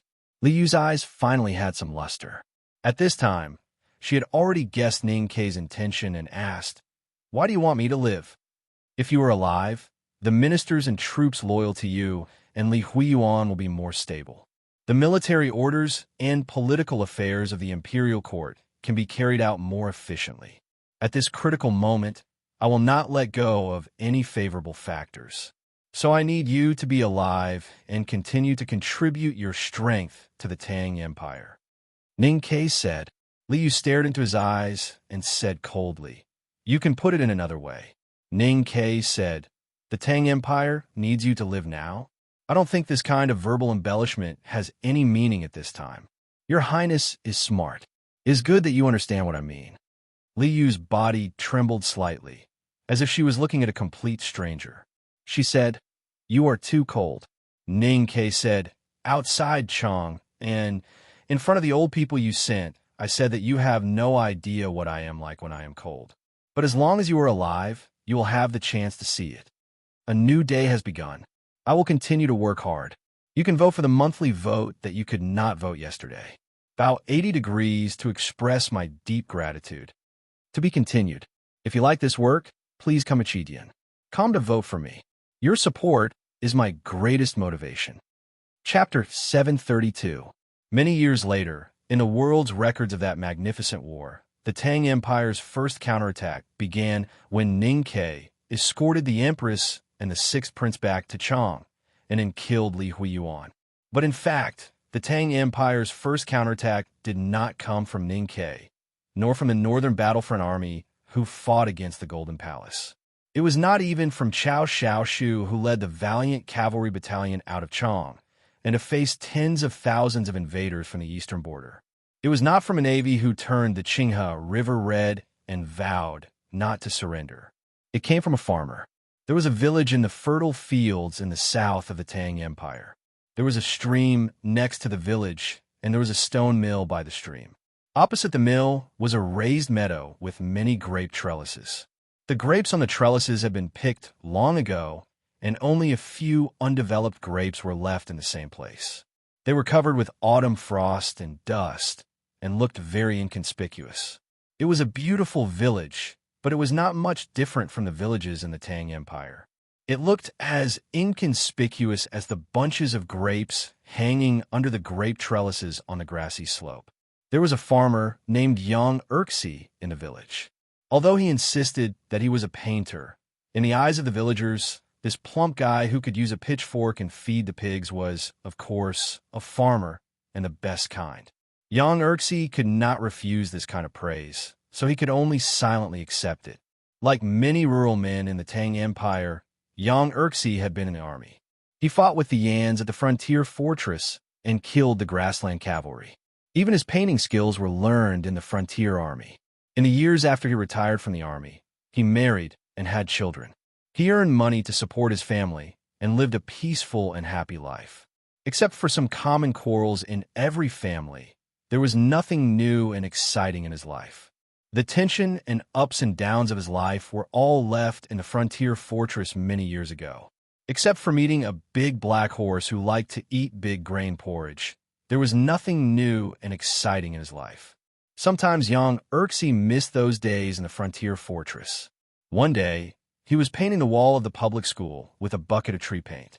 Suddenly, a yamen runner walked into the public school, pasted a piece of white paper on the wall, and then left in a hurry. Young Erxi made a fuss for 2 years, but in the end, the yamen still refused to increase the paint fee. He had been beaten up by his old father and harassed by his daughter for a long time, so he had no choice but to agree to paint the public school. He was already in a bad mood, and now he was even more annoyed. He thought to himself, "Can't these guys see that I'm painting? How can I paint with such a big piece of white paper?"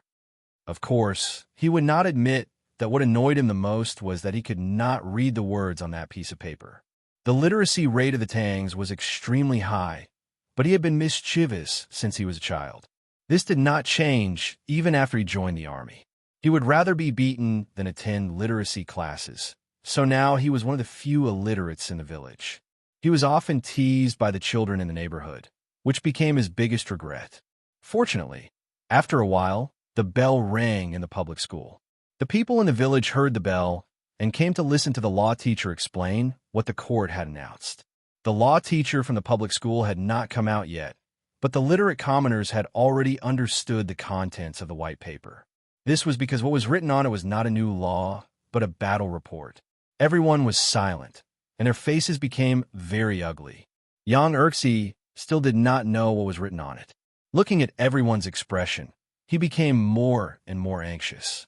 He grabbed a child who wanted to go home to inform his parents, waved his fist, and finally got the answer. The Northeast border military was ambushed in the Yin Kingdom and was defeated. There was a lot more in the imperial court's document, especially for the people in the counties and villages in the eastern border. They were requested to evacuate as quickly as possible, and the prefectural armies of each province were to organize defenses on the spot, and men with military experience were to be recruited. No one paid attention to these contents, because they were still a long way from the Yin Kingdom, and those words were not for them to hear. People were just shocked and angry at the failure of the empire, and there was a lot of discussion. Some people worriedly asked if the troops of the Yin Kingdom would attack here, and they were immediately ridiculed. No one believed them at all. Everyone firmly believed that as long as the imperial court sent the army, the eastern border would definitely be fine. Young Erxie had been very silent. After the crowd dispersed, he pulled the law teacher from the public school and seriously asked him about the contents of the imperial court's document. He was not in the mood to paint again, and the county government did not pay him much.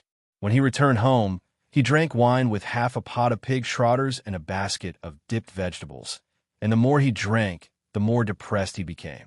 His wife squatted outside the doorsill, scooping out the grape skins and dregs from the wooden barrel, preparing to make wine. Suddenly, she found that she had not heard her husband speak for a long time, and asked, "What's wrong?" Young Erxie said, "Nothing." His wife said, "You should eat some food. It's not good to drink on an empty stomach." Young Erxie grunted and continued to drink.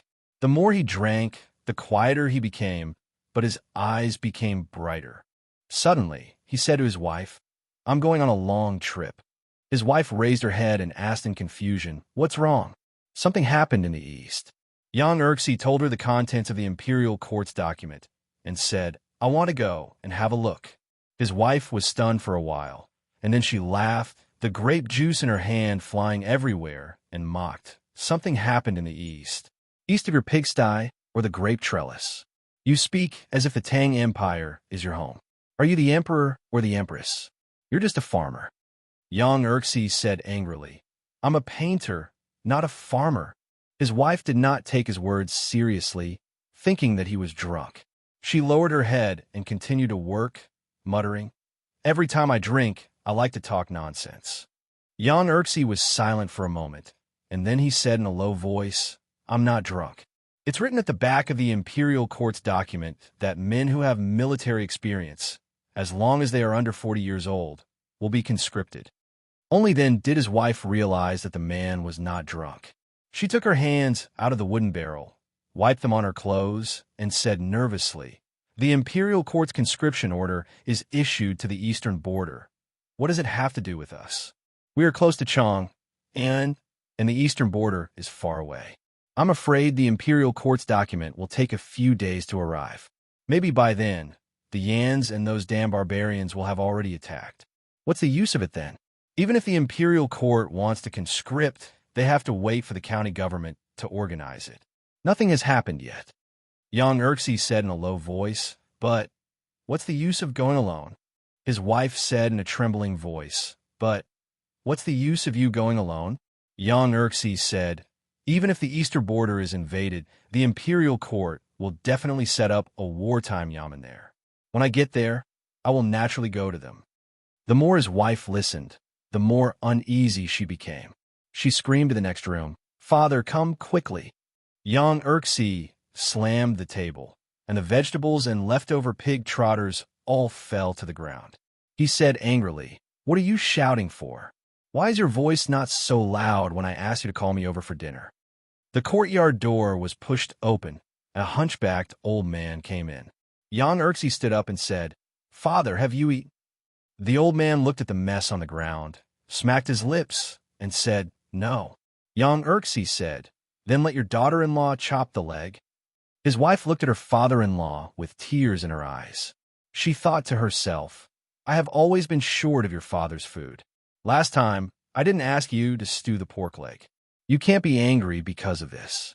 If you can keep this drunk guy at home, let alone the pork leg, I will chop my own leg to show my filial respect to you.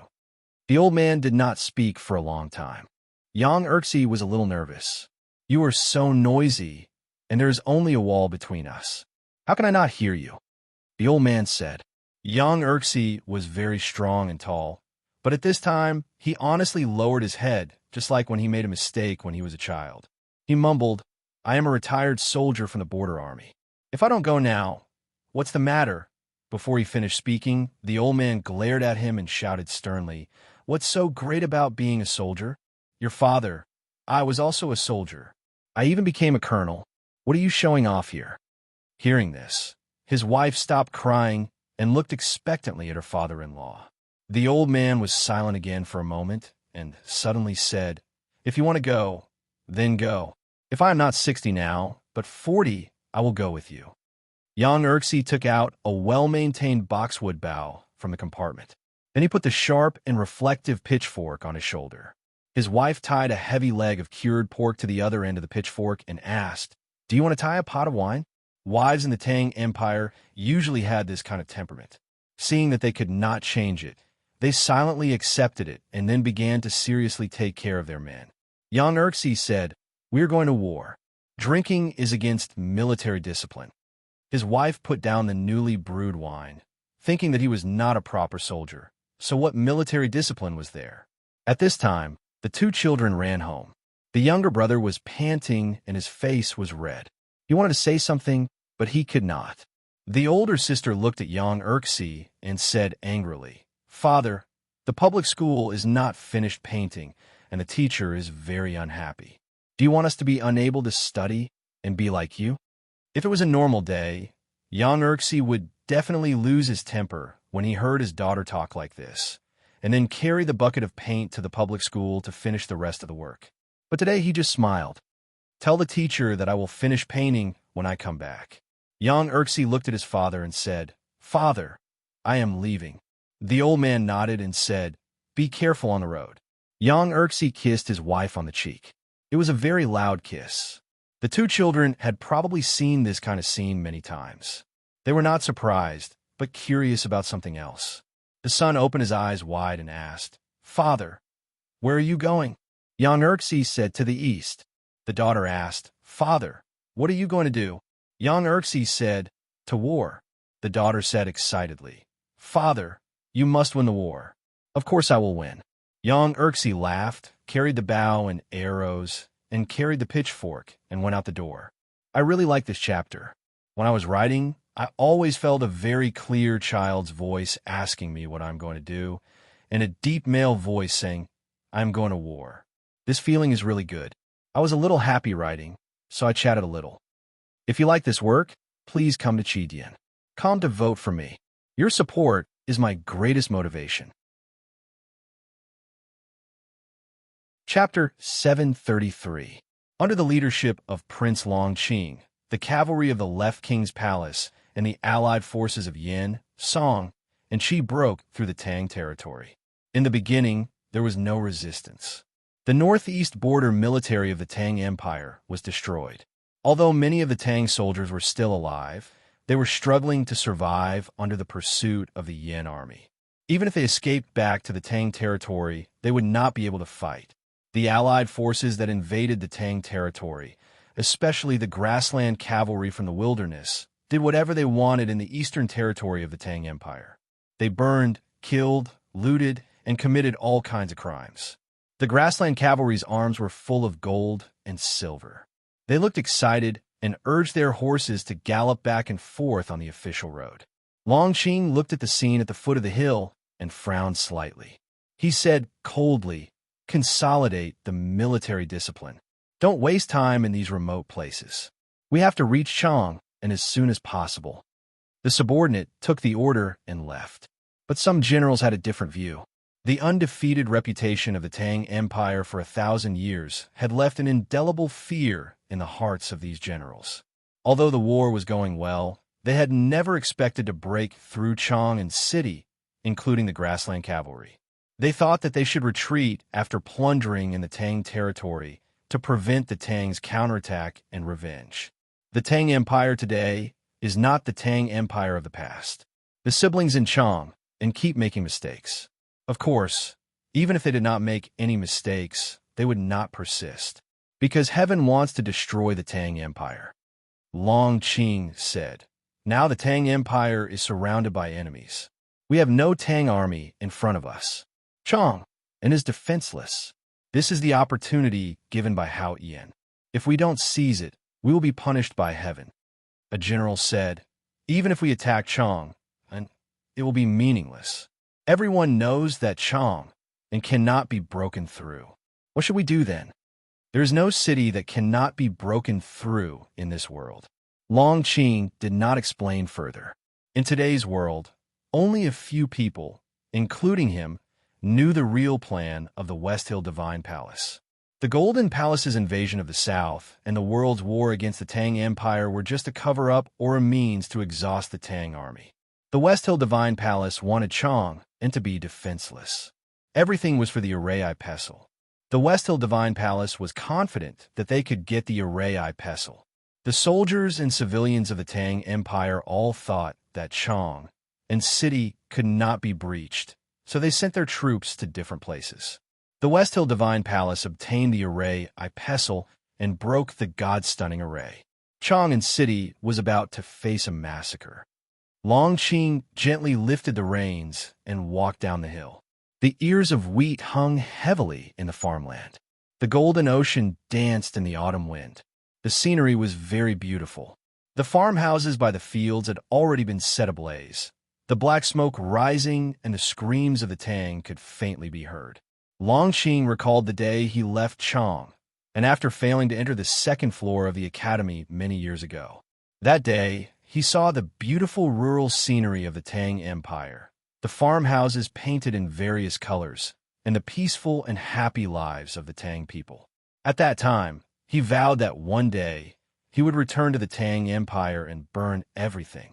It was not out of pity for the Tangs that he ordered the generals to enforce discipline, but because it was necessary for the army to march. In fact, he thought that the scene of being burned and slaughtered was a truly beautiful sight. Long Qing's face, which was not covered by the silver mask, revealed a happy smile. Tens of thousands of coalition troops wreaked havoc in the eastern wilderness of the Tang Empire. No matter how strict the military discipline was, it was impossible to completely follow all orders, not to mention that most of them were undisciplined grassland cavalries. Prince Long Qing's military order was passed down. Most of the grassland cavalries obeyed and followed the military flag to Chang and city in the west. However, there were still more than 1,000 cavalries left behind. These grassland cavalries believed that with their riding skills, it would not take too long to catch up with the main force in front of them. Therefore, they were not in a hurry to set off. Instead, they were in a hurry to loot everywhere. They had long known that the Central Plains was rich and the lives of the Tang Empire's people were even better. However, it was not until they entered the Tang Empire's territory that they realized how ridiculous their imagination of the Central Plains was when they stood in the wilderness. The wealth accumulated in an ordinary Tang village was actually more than that of a medium-sized tribe on the grassland. Those exquisite silk, gold, and silver treasures made them reluctant to leave. Those fair and beautiful women of the Tang Empire made them salivate.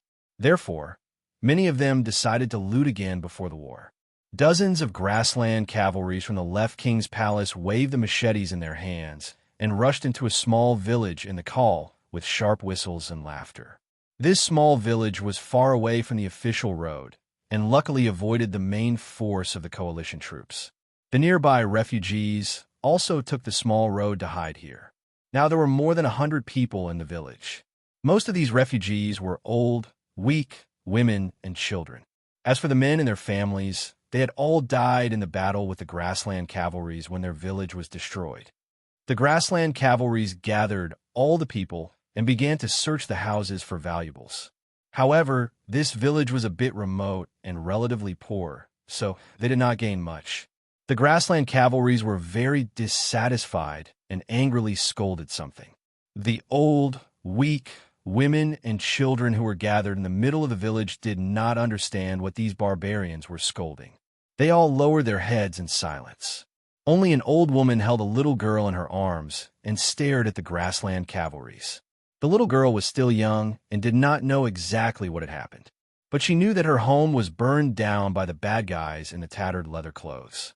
Her father was killed by these bad guys with a bad smell, so her eyes were full of hatred. A grassland cavalry was angry about the little harvest today. Suddenly he saw the girl's hateful eyes and suddenly became angry. He held the machete and walked toward the crowd. He raised the machete in his hand.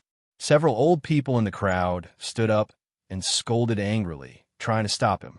But the machete had fallen. The little girl was not hacked to death, because the machete fell on the ground and made a crisp sound. With an arrow lodged in his eye socket, the cavalryman fell stiffly to the ground. The arrow was a bit messy, not like the standard weapon of the Tang army. The grassland cavalries were shocked. They shouted in the barbarian language and quickly got back on their horses. They took down the short wooden bows on their shoulders and looked at the forest behind the village with vigilance. Whoosh! The arrow whistled. An arrow flew out of the forest and hit the shoulder of a grassland cavalry's. Blood spurted out. The grassland cavalries were not surprised. Instead, they were happy. They shouted and urged their horses to surround the forest. Through the characteristics of the arrow, they were sure that the archers in the forest were not regular soldiers of the Tang army. They were more likely to be hunters. A few days ago, many brothers of the tribes were killed by the Tang hunters. The hunters were at most in groups of 2 or 3 people. Once they showed up, how could they be a match for these elite cavalries?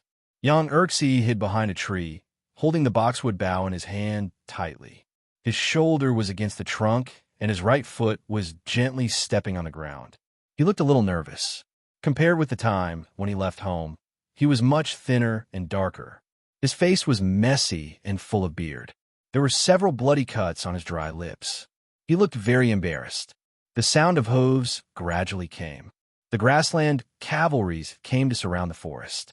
He jumped out of the tree, pulled his bow, and shot. The arrow left the string and hit the waist of a cavalryman. After confirming that there was only one archer hiding in the forest, 3 grassland cavalries held their short wooden bows and shot continuously. Young Erxie was forced to hide behind the tree and did not dare to poke his head out. The rest of the cavalries surrounded him from the side. From time to time, there was a sound of knocking on the trunk. The bark was splashed, and the arrows brushed past his body. The grassland cavalries were very experienced in dealing with the Tang hunters. Young Erxie could not fight back at all. He could only watch the enemy rush out of the forest. Although he was in a desperate situation, he did not show any fear on his face except for a little shortness of breath. At this moment, there was a dense sound of breaking the air. A violent rain of arrows fell from the forest. More than 20 grassland cavalries in the front were suddenly shot like hedgehogs. They fell from their horses and died on the spot with blood all over their bodies. Then there was a loud sound of stepping on grass and rubbing trees. Countless people rushed out from the depths of the forest and killed the grassland cavalries like wolves and tigers. The grassland cavalries who were still alive shouted in shock and anger. Their faces showed fear, and they pulled the border rope desperately, trying to turn their horses around and escape. If one could understand the language of the barbarians, he would know that the word shouted by the grassland cavalries was ambush. They thought they were ambushed by the Tang army. More than 100 people rushed out of the forest. Some wore ordinary cotton-padded clothes, and some wore silk shirts. Most of them were dressed like farmers. None of them wore the uniform of the Tang army. These people were a little older and held a variety of weapons in their hands. For example, young Erxie held a pitchfork, some held a hammer, and most of them held a straight knife. The sharp straight knife was the weapon of the Tang army. Were these people the Tang army or not? They were not the Tang army. They used to be the Tang army. They had retired from the army. Now they were businessmen, bodyguards, and farmers. But when the Tang Empire needed them, they were the Tang army. Young Erxie smashed a grassland cavalryman from his horse to the ground. Then he strode forward and turned over his hands. The heavy pitchfork drew an arc in the air and fiercely stabbed into the cavalryman's chest. Then he walked forward and stepped on the grassland cavalryman's body with his right foot. Then he pulled out his hands. With a poof, several bloody holes appeared on the cavalryman's chest. This whole set of movements was very smooth and skillful. He must have repeated it many times. Holding the pitchfork, he ran diagonally to a grassland cavalryman who was surrounded by his companions. He was a little annoyed and muttered in his heart that he had to get a knife today. "Get out of the way. Let me do it," he shouted. The grassland cavalryman was already bloody and unconscious. He leaned against a tree and waved the scimitar in his hand purely out of instinct. He had no ability to resist. The Tang soldiers surrounding the cavalryman heard young Xerxes' anxious shout and understood what he meant. They tacitly made way for him and left the enemy to him. Young Xerxes ran to the grassland cavalryman who was dying. He spat into his palm and smashed the pitchfork on him as if he was doing farm work at home. To be continued. If you like this work, please come to Chidian. Come to vote for me. Your support is my biggest motivation. You're tuning in to the Warrior Lore YouTube channel. Don't forget to subscribe and join us on this journey to catch the most captivating stories.